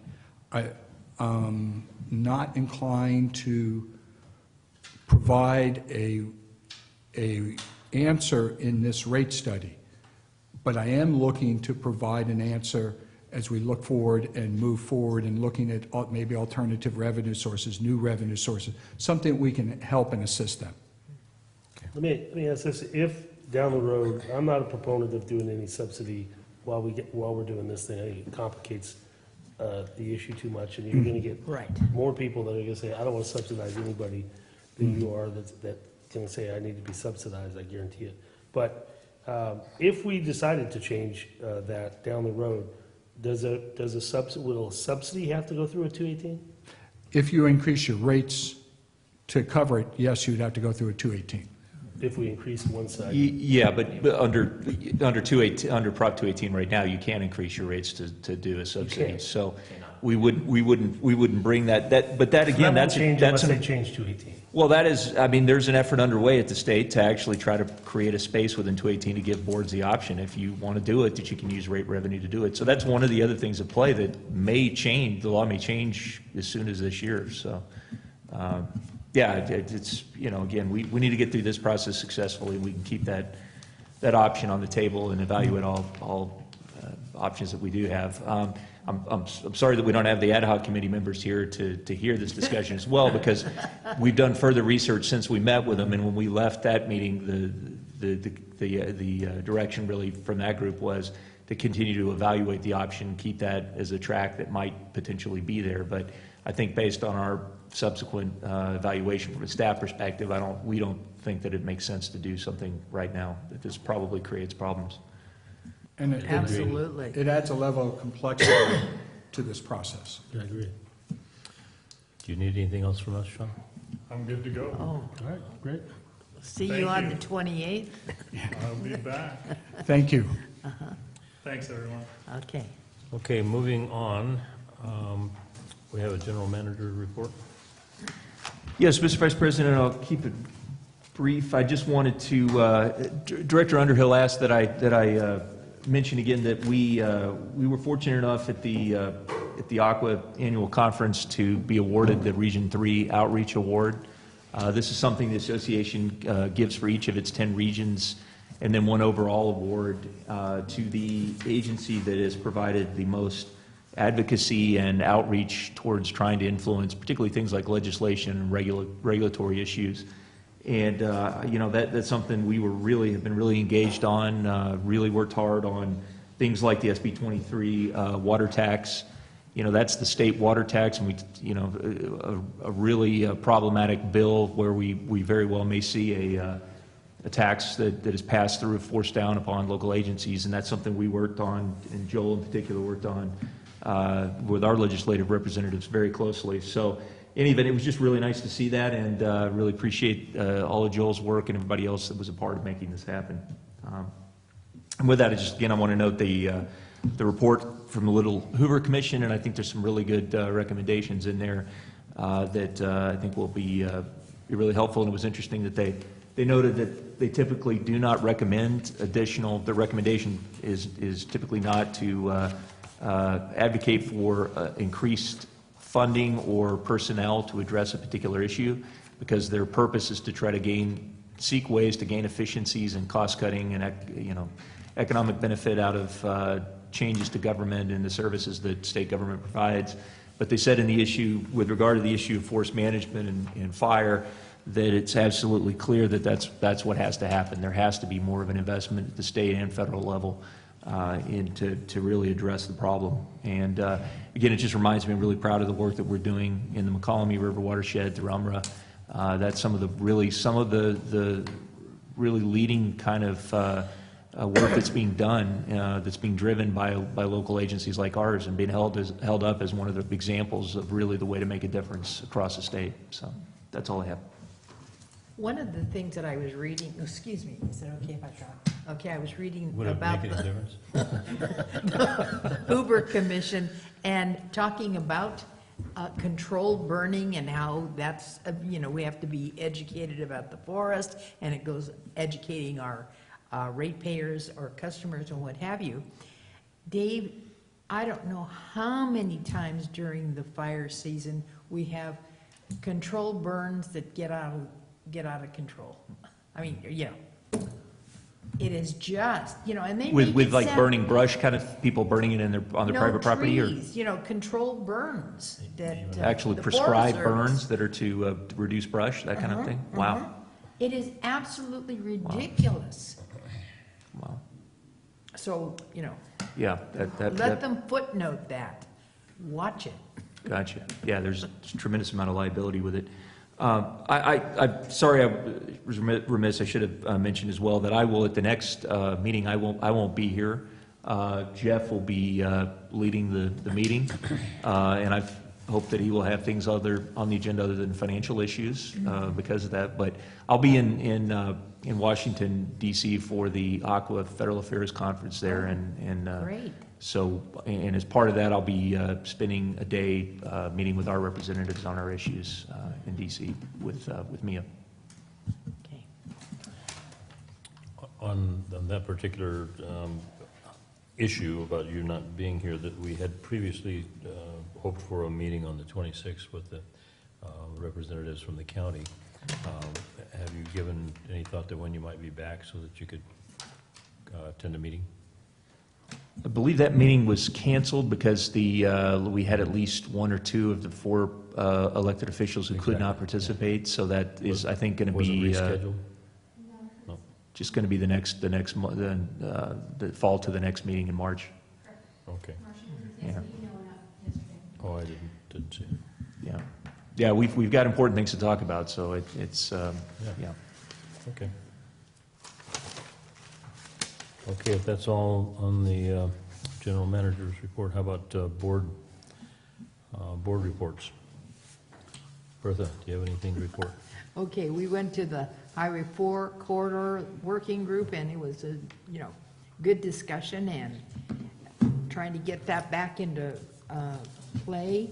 I did attend an EPOC meeting, and I have a couple of, I know that we're more, you guys are all online and everything, but I still read the Chronicle, and I bring that. But here is a really great article I'd like to have passed around. In Time Magazine, they're talking about drought in Cape Town.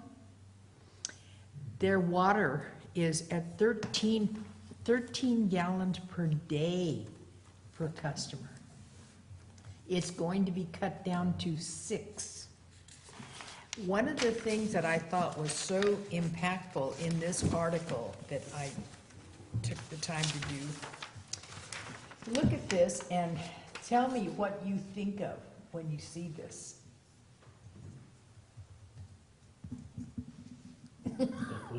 Our reservoirs 2 years ago. New Maloney's. Yeah. New Maloney's. That's exactly what I thought of. Yeah. Florida's look worse than that. Okay, I'll just hand this over to. Okay, you guys. They could only flush the toilet twice. Maybe 3 times. Well, anyway, We're fortunate we don't have those problems. We don't have a water shortage. I know, and I keep thinking about you talking about that. Okay, that's all I have. I have nothing to report.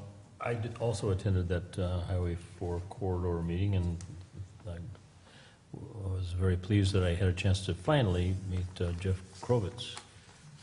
He was there talking about some objectives that he would like to see implemented about dig once type of things within the county when you're considering a pipeline repair or a road repair, that everybody gets notified that it's going to happen.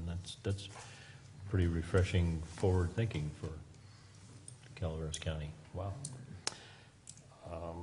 And I went down to the groundwater recharge effort in Stockton this morning, and there's a long discussion from one of the member organizations about that they didn't really see the benefit that was going to be derived by them for investing any more money toward the outcome.